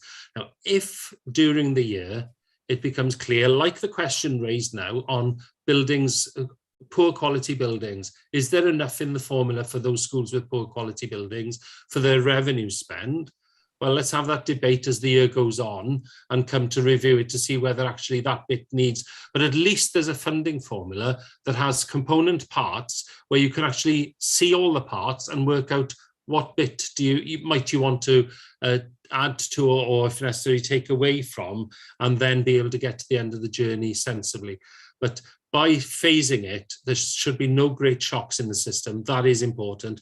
But for some schools, they'll say they needed their benefit more quickly, and others will say, well, thank goodness you delayed it, because overall we might be down a bit compared with where they are now. But we have got some hefty surpluses in schools with relatively small budgets in some corners. That may be because of the grant situation from Welsh Government end of year. I'm not going to get into our argument, but it is not equitable at the moment.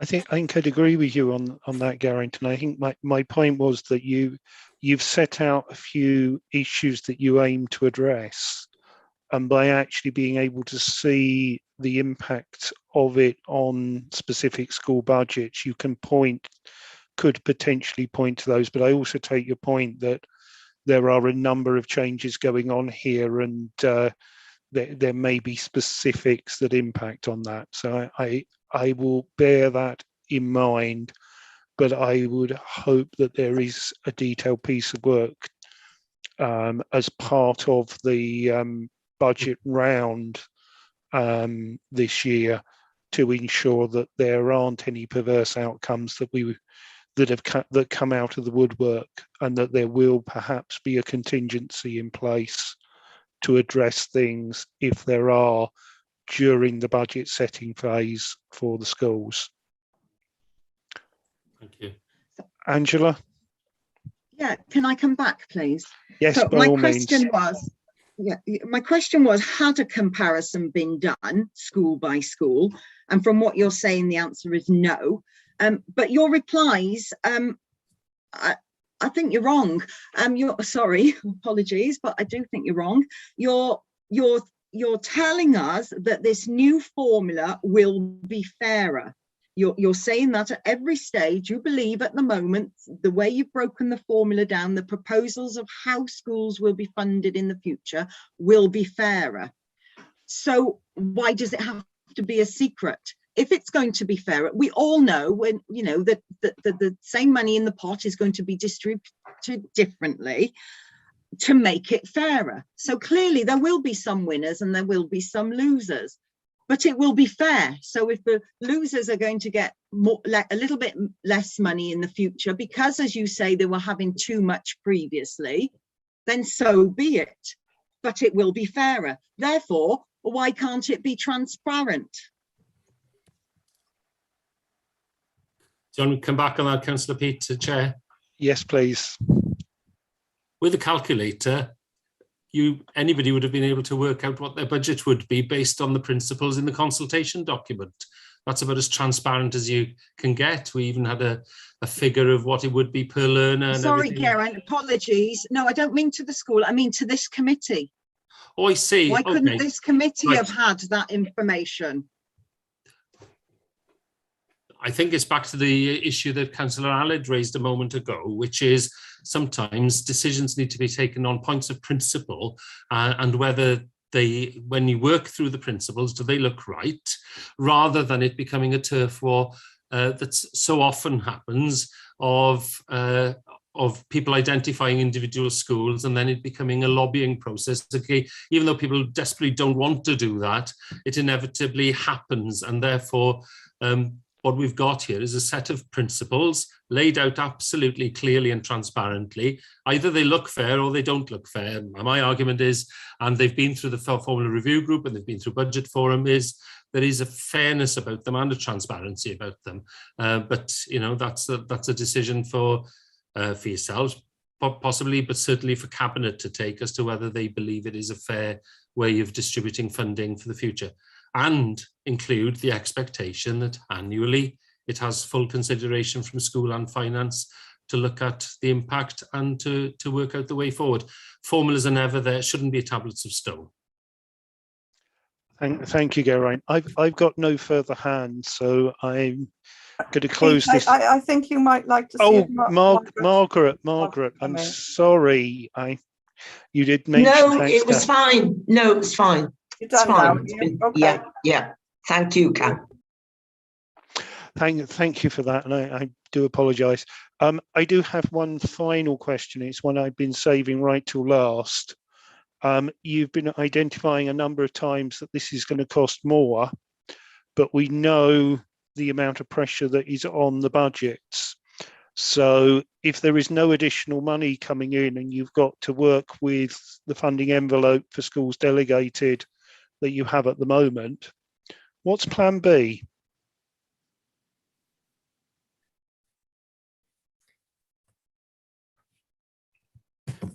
Is that a question for me or Geraint?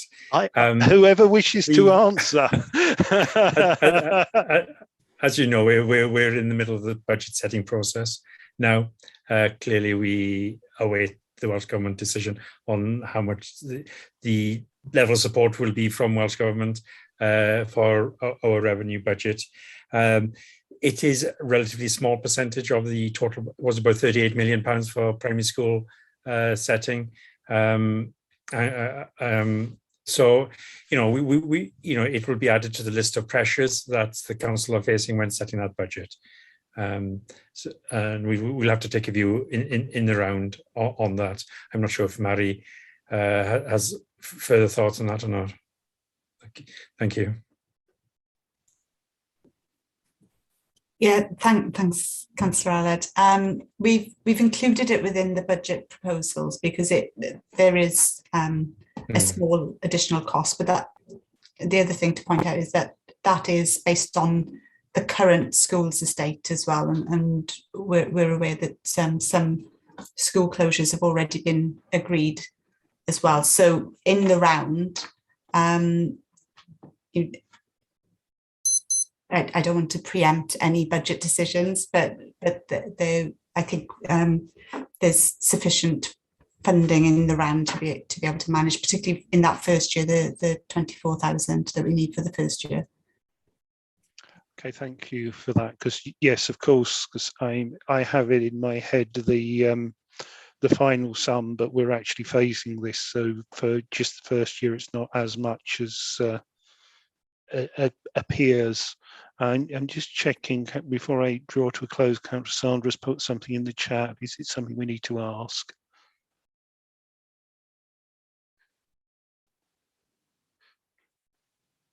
Sandra, could you bring this into the meeting, please? Thank you, Mr. Chairman. Yes, please. It's something that's come to the attention of the schools, the primary schools in the Scrutiny area. We've been told recently that the system for paying for, or on providing rather, IT to schools is changing, and schools will have to decide what they want for the future.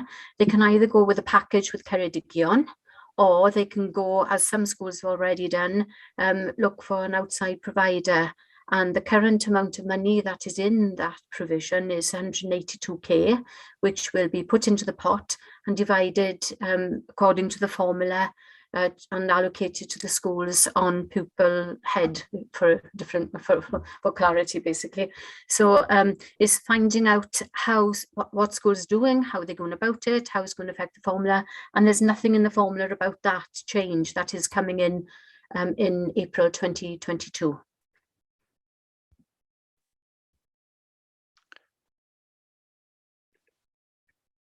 Lynette, Geraint, I see you both come on, and Mary was not showing any signs of wanting to respond to this one.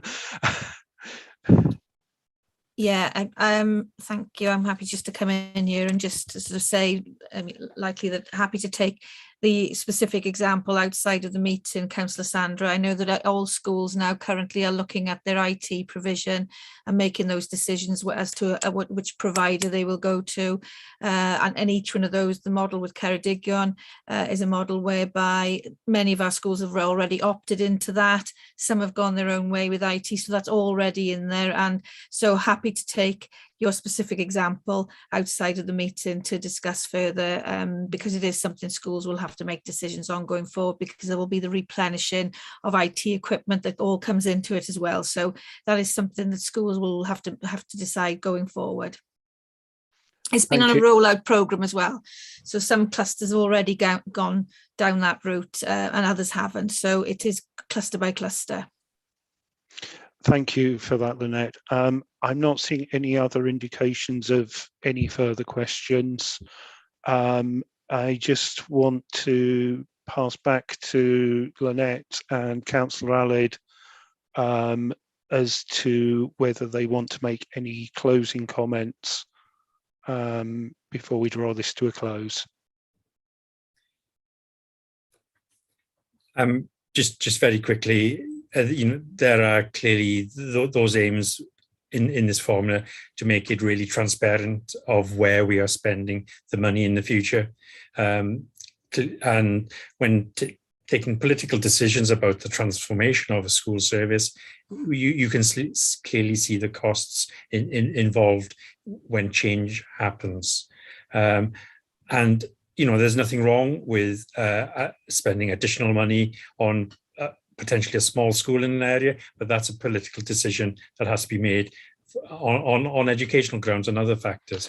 So, but this formula tries to pull out and make it very clear where that money is being spent. And it's really good and important that additional over 80%, I think it's 83, 84% is driven by the pupil numbers within the school.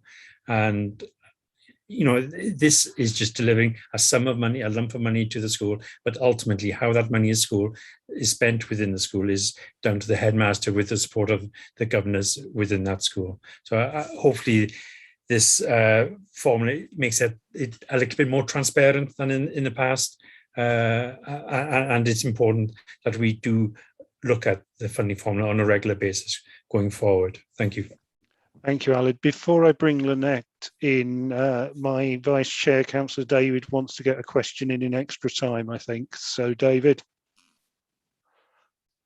Thank you, Chairman. I did say when I spoke that I wanted to... You did, didn't you? Yes. I wanted to ask about the ALN supplement and how that is going to be organised, because I think there's quite a big issue here, because as I read the report, the ALN top-up will be 50% of worth 50% of a pupil in simple terms.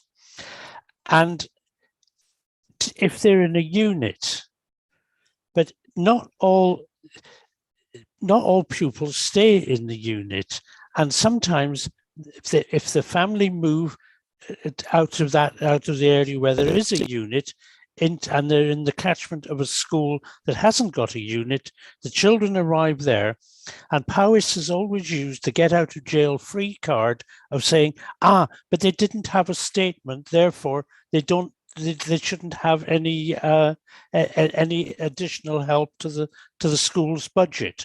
Well, now, if we're having a figure that pupils who attend the unit and then the family, but haven't got a statement, if the family then move to a school without a unit, surely they should carry that sum with them. And that's what I'm asking.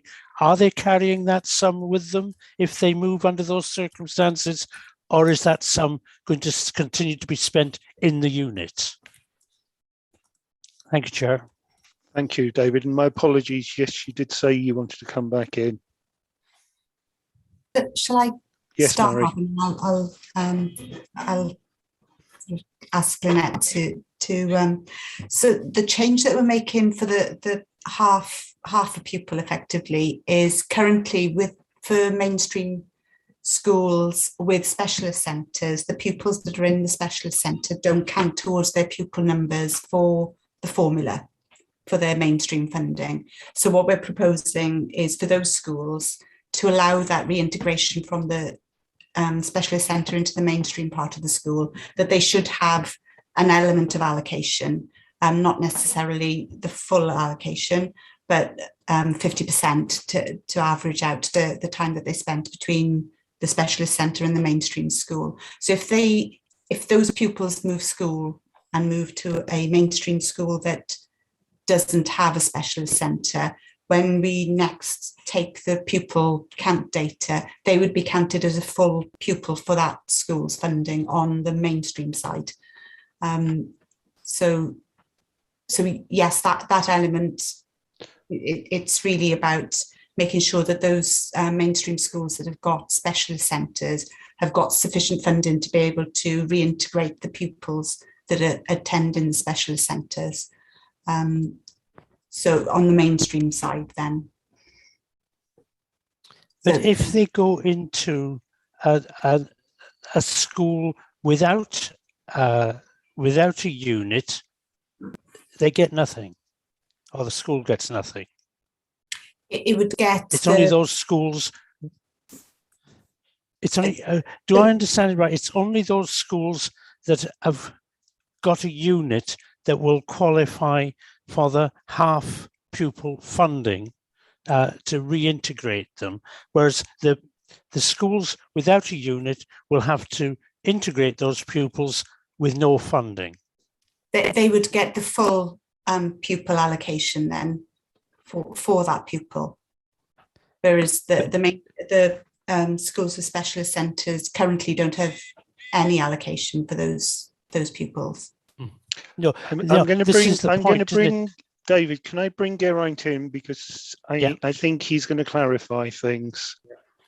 Right, we need to be careful here to distinguish between different kinds of learners, because the unit provision is a specialist provision where the learners in a different setting might actually be directed towards a special school. But for whatever reason, if the unit is able to deliver and to have a mainstream setting on the site, then that is a better solution for a range of reasons for that particular learner. We need, if what Councillor David is asking, that should parents decide to move the child from the school with a unit and want to take them to a school without a unit, then there'd be quite heavy discussion that should go on there between Hayley Smith's team as our head of additional learning needs and the family. It's not a decision they should be taking lightly, because the whole point about unit provision is it has specialist teachers at the unit and specialist support and possibly therapeutic input as well where that is needed. And therefore the decision to walk away from a unit really ought to be one done in partnership. Now, with the ALN strategy, if you look at it, the ALN strategy proposes to have specialist facilities dotted around the authority within easier reach of families than they have historically been. And therefore, a decision to walk away from a unit with a child who needs unit support would be deemed to be, it's a serious decision. And I think the conversation then needs to happen, well, what else are they doing? Now, if a mainstream school isn't able to provide that level of expertise to that child, then that needs to be absolutely clear, because to drop from the level of support a child would get into a unit and just to drop into a mainstream class full time is a major transition for that child. So there's a danger here that we're looking at delegated formula, whereas the issue on this question is actually to do with decision making and the link between the local authority and the family, and we just need to make sure that we've got that in a strong place. The evidence from our primary heads at the moment, and chairs of governors are saying the same, I hope you're picking up the same sort of message, is that the level of collaboration between themselves and our specialist ALN teams has flourished and blossomed over the last couple of years. And hopefully, if there are historical narratives that influence, where these things have happened in the past, hopefully the level of confidence that people would have between Hayley's team and parents and school and specialist unit, we would hope to avert those difficulties in future. But we need to be careful not to get snarled up with the issue around a child's education, well-being and additional needs and the allocation of budgets. We're allocating to specialist units because of the intensity of support needed.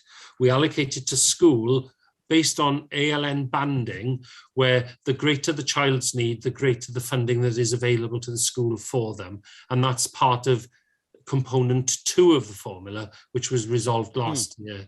So we just need to be careful that we're comparing apples with apples. That's all I'm saying. Sorry if it was a long answer. I'm flagging with COVID seems to eat my brain gently, but it will recover at some point, I'm assured. David, is that clear to you? It was quite a detailed response. It is, Chairman, but it might not be that the parents choose to move their children from a unit. If they move house for hundreds of reasons, job reasons, whatever it might be, and they're now living within the catchment of a school that hasn't got a unit, I want to know why the similar level of funding won't follow the pupil. That's where it comes to, really. Well, sorry, Chair, wherever they live in the authority, the ALN transformation strategy is there will be a unit. So it's not whether they live in the catchment of a school with a unit, they will live in an area that will be served by the unit. And that's the plan that we're working to. So regardless of where the child is, there should be that. If they need unit support, there should be unit support within reach of that home and a transport policy to match it.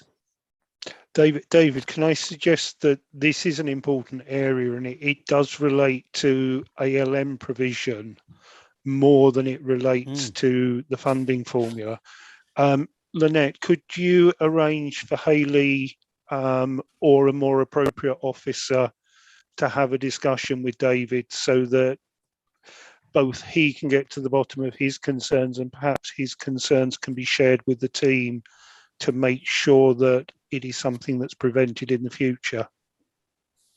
Certainly, Councillor Peat, I can arrange that, no problem at all. Thank you. Is that okay, David? Thanks, Chair. Yeah, thanks, Chair. in which case, Lynette, I will leave you with the final comment. I'm sorry, I was aiming to bring us in on 5 o'clock so that officers could finish at 5 and we'd have 15 minutes to wrap up. But I think it's an important discussion. Yeah, no, just the final comments. Thank you very much, Scrutiny Committee, today for the scrutiny you've provided on the paper that's going to Cabinet on Tuesday. And thank you for the comments that I know you'll provide alongside the report that goes to Cabinet. We're grateful for your time. We know it's been a really heavy week with scrutiny and with other work for members this week, but thank you for the scrutiny you've provided us with this afternoon. And I'm going to say from officers, a special thanks today to Geraint for attending here with us, as you know, who's not well at all. So a special thanks from us as officers to Geraint for coming in to the scrutiny this afternoon, 5 o'clock on a Friday, or 3 till 5 on a Friday. It's a tough gig anyway, but thanks to him. But thanks to you, Chair, and the committee for providing us with the level of scrutiny we've had today. Thank you very much. Thank you very much, Lynette. In which case, I'm happy to release officers now, and we will just have a 5-minute wrap up with our conclusions once you've gone. By all means stay, but we don't need you, as it were. Thank you for that. Thank you, Pete. See you. Thank you, Alid. Margaret, were you putting your hand up there? Thanks. What are people's feelings on what we've had today?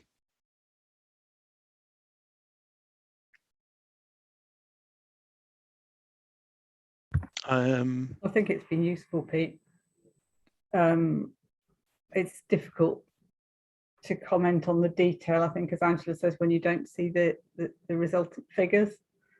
But it seems as though there's been a good consideration of all the points that we've raised. Councillor Michael?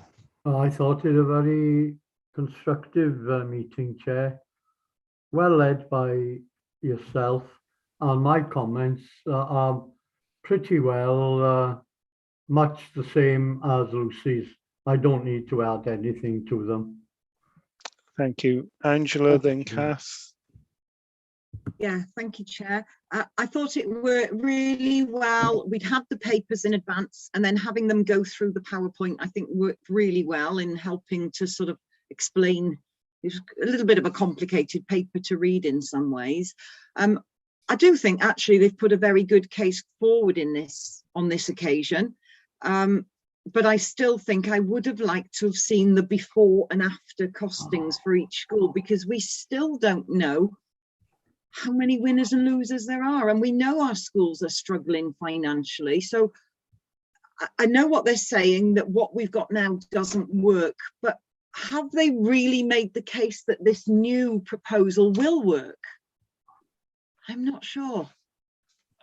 So to move from something that doesn't work to something else that might not work. Okay. So that's my comment. Councillor Kath? Yeah, I mean, I am off mute. Yeah, thank you. I just feel that this is such a difficult area to work out. Whatever they can't do right for doing wrong and wrong from doing right. I think it has to work for a year. They did say that it would be reviewed after the first year, and I think that's the best test for it. If it doesn't work, then they're going to have to start looking at it again. Schools will soon shout if it's not working, I'm sure. I know my school would. So it's a really hard one to come to deal with, I think. I mean, I've been on formula reviews before, and it's really, really difficult to cover all eventualities, I think. So I think we have to maybe have a look at it in, I don't know, 9 months' time, and see how it's working, or even this time next year, perhaps. Thanks, Kath. Councillor Sandra? Thank you, Mr. Chairman. The concern that I have is the fact that it's going to be brought in over a 3-year period, and schools are expected to produce their budgets over a 3-year period. So that's the concern that I have with schools when they're preparing their budgets and factoring all this in. Schools have had their budgets at the moment. How this will impact on their budgets for the forthcoming years. There will be extra work for the already overburdened head teachers, members of staff, etc., with all that's going on, you know, new curriculum, the ALN Act, COVID, and all the rest of it. So that's my only concern, that it's coming over 3 years. There will be extra work to be done. Keeping a close eye on it is essential. We have to do that. Other than that, it looks productive in the sense that changes have been made since it's first went out. So they're definitely listening and trying to take everything on board. It's a huge task, I know, and it's a very difficult one. So all in all, it looks more positive. But as the members have said, keeping a close eye on it is essential, and I hope that it won't wait until next year. I hope we'll be looking at it much sooner so that we can keep a closer look on it to make sure that it is working effectively. I think a year down the line might be a bit late if things start to go wrong and slide for schools. Thank you. Thanks, Sandra. Councillor Michael. Very briefly, Chair. If we, the members, other than the one of those of us that are here today, felt that the formula funding wasn't working for the betterment of schools, then it's right and proper that officers went away, came up with this current version. Now we're scrutinizing it. Yes, that's right and proper. But just one quick comment, unless the officers had come forward with these proposals, then we would have nothing to scrutinize anyway, and there wouldn't be another way forward. As somebody did mention earlier on, that we could review it after 6 or 9 months or 12 months. I mean, that's fine. But before you can review anything, you've got to change it from what it was. Yeah, thank you, Michael. And Councillor Cath. Yeah, so sorry to come back. My hand, Chair. Sorry to come back, but I just wonder if there are any plans to explain this to the rest of members in council or not. And when I said a 12-month review, this is not coming in until next year anyway, is it? So it would be much less than a 12-month. Not quite sure what's introduced. I think it's somewhere in the spring. I am just looking at the dates. I think April, I think. Yeah, I think it says in the report April, doesn't it? Yeah, so if we did April 22. If we could have an indication of how it's going about this time, that would be fairly reasonable, I would have thought. But there we are. That's my thought. Thanks, Kath. David? Yeah, thanks, Chairman. I mean, as far as I'm concerned, I think the problem is this formula was reviewed, what, a couple of years ago, perhaps a little bit more. Yeah. And the portfolio holder at that time, different portfolio holder to now, laid great store by it, that it was really going to be the answer and everything was going to be sunshine and, you know, honey for tea and everything else afterwards. And we can now see the things that were wrong with it. The two biggest steps, this type of thing, not the right shift between the various strands of it. It does seem that they've now looked further afield and found what was obviously schools right around the world are wrestling with these problems. And it does seem that they've looked a little bit wider and got better views in. But again, the proof of the pudding will be in the eating. And I would have thought that it will be difficult to review it if it's going to be brought in from next Easter. It will be difficult to review it until 12 months after that, because by then we'll have sort of hearsay about whether it's good or bad, and we'll probably hear more from the losers than from the potential winners. And I think that is really an issue that perhaps after it's been brought in, then it would be a time to know which schools benefited and which schools lost by it, because there are bound to be winners and losers. And unfortunately, we will hear far more from the losers than from the winners. But I thought that the meeting was a useful meeting because it is a difficult problem. And I think that officers have given it a good shot. And as I say, we'll just have to wait and see how it pans out from there. But I thought it was a useful meeting, Chair. We mustn't Thanks. forget, though, Thank that the consultation was with some of the heads as well. It wasn't just the officers. The heads were involved in this part, in putting this formula together. Yes. Wynne, do come in. Thanks, Chair. All I was going to ask, really, based on what Councillor Davies just said, would it be worth me putting together a recommendation which actually is around the line of when the formula is reviewed, the scrutiny is part of the process, so we see what the outcome of the review is.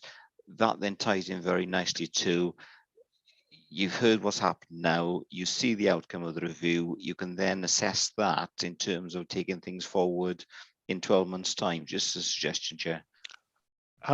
It's with everyone else having finished, I was going to add my comments, and I will come back to that because it's very much in line with what I was thinking. Councillor Sandra, I rarely disagree with you, but I disagree on this occasion. I think the fact that it's phased is actually a benefit because it allows in the first year of the budget there to be less movement from what was planned. Yeah. And then when it kicks in the final year fully, that will be year 3 of the next budget. So there will be planning for that. So I think there will be less disruption for schools by having it phased in over 3 years than if it was one big bang, because if there are moderately significant changes, school governors would have had to adapt to that. So we will disagree respectfully, I think, there. In respect to the overall, Councillor Allard helpfully copied into the chat the main aims of the transformation of the change, which are at 2.3 of the document, focusing on making a more equitable provision, the aspirations of the transformation programme, support for learners offsetting disadvantages, support for collaboration and support for inclusion and bilingualism.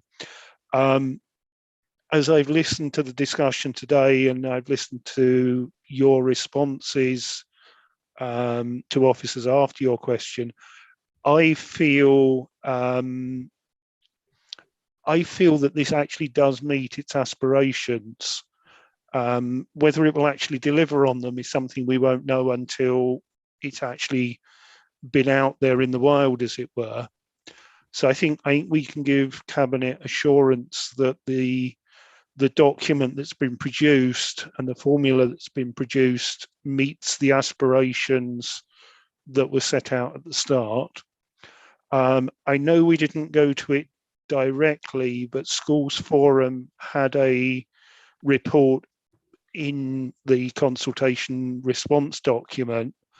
I've pulled that out and had it to one side, and a lot of my questions have been around the questions that they have raised. And I think we've got a lot of answers for them from the officers today. My feeling is that we can recommend to Cabinet that this is a solid proposal to move forward with. I think we should be saying that we would have liked to have seen the impact on the individual schools before it goes to Cabinet. I take on board Allard and Councillor Allard and Geraint's comments, and I think a recommendation that we should be putting is that that figure should be in the public domain within a couple of weeks of the Cabinet decision. Do people feel that's appropriate, on the basis that I'm accepting Allard's point that we don't want the figures being out there to Is before Christmas a good time is all I would say. Yeah.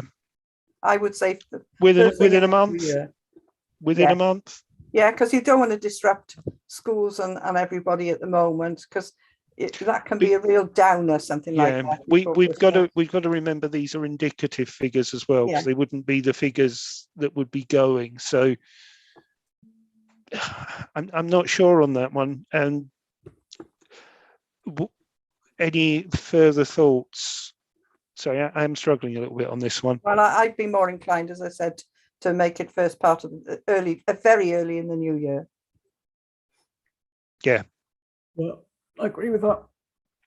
Okay, so as a request from in our report, we will be requesting that the figures based on this year are published within a month of the decision being taken, so that there is there is indicative information available as to the implications of this. When you made a comment earlier which I agreed with, and I've now completely forgotten, because it's kind of, I was going to say it myself, and you've said it, and I'm now focused on other things. It's gone from my head completely. All right. It was about when the review is undertaken, that we have sight of the review whenever it comes, so that at least we're part of the process of the review, basically. Yeah, that was what I was going to say. I was going to say, if we didn't have an election next year and we were carrying through, I would have been saying that we want to pencil in a scrutiny-based review of the implications of this, picking up on some of the issues we've raised around buildings, around the impact on larger schools, and scheduling it as a work item. I'm not sure whether the protocols exist that we can do that across an election year. But at the very least, can I put it in as a recommendation for the new committee that they consider undertaking a review on that basis? Okay. I think I picked up on a couple of other things during the meeting that we were requesting for clarity. And I know there were the 2 actions for officers that aren't really part of the report. Did you pick up on those? Yes, I'll reflect those in the minutes then of the meeting as action points. Okay. And did you pick up on the 2 items that we asked for clarity? Yes. Right. Those. Thanks for that. Does anyone have anything else that they want adding into the report? Because I'm getting a feeling we aren't going to have much time to actually respond to Win, considering this is going to Cabinet on Tuesday. No, I think we've covered most of it, Chair. Yeah. In which case, I will thank you all now for this. Our review there, I actually think, covered our reflection period, so I don't think we need to wait once we've gone offline for any formal reflection. I would just like to thank you for your help and support over the last 12 months. I know we've got a joint meeting with Health where we are invited to join for one meeting on Thursday. I myself may not be able to join that meeting. I think those of you that know me politically can guess where I will be. So if I do not manage to make it in because of comms reasons, I'd like to wish you all a happy Christmas. And I hope you get a break over Christmas and New Year to recharge, because it has been quite a heavy 3 months for us in this committee. I'd like to thank you once again all for the efforts that you've put in to ensure that, particularly on the school modernisation transformation proposals, we have at least looked after the interests of the communities affected and who've ensured the robustness of the decisions that are going to Cabinet. So thank you for that. And at that point, I will draw us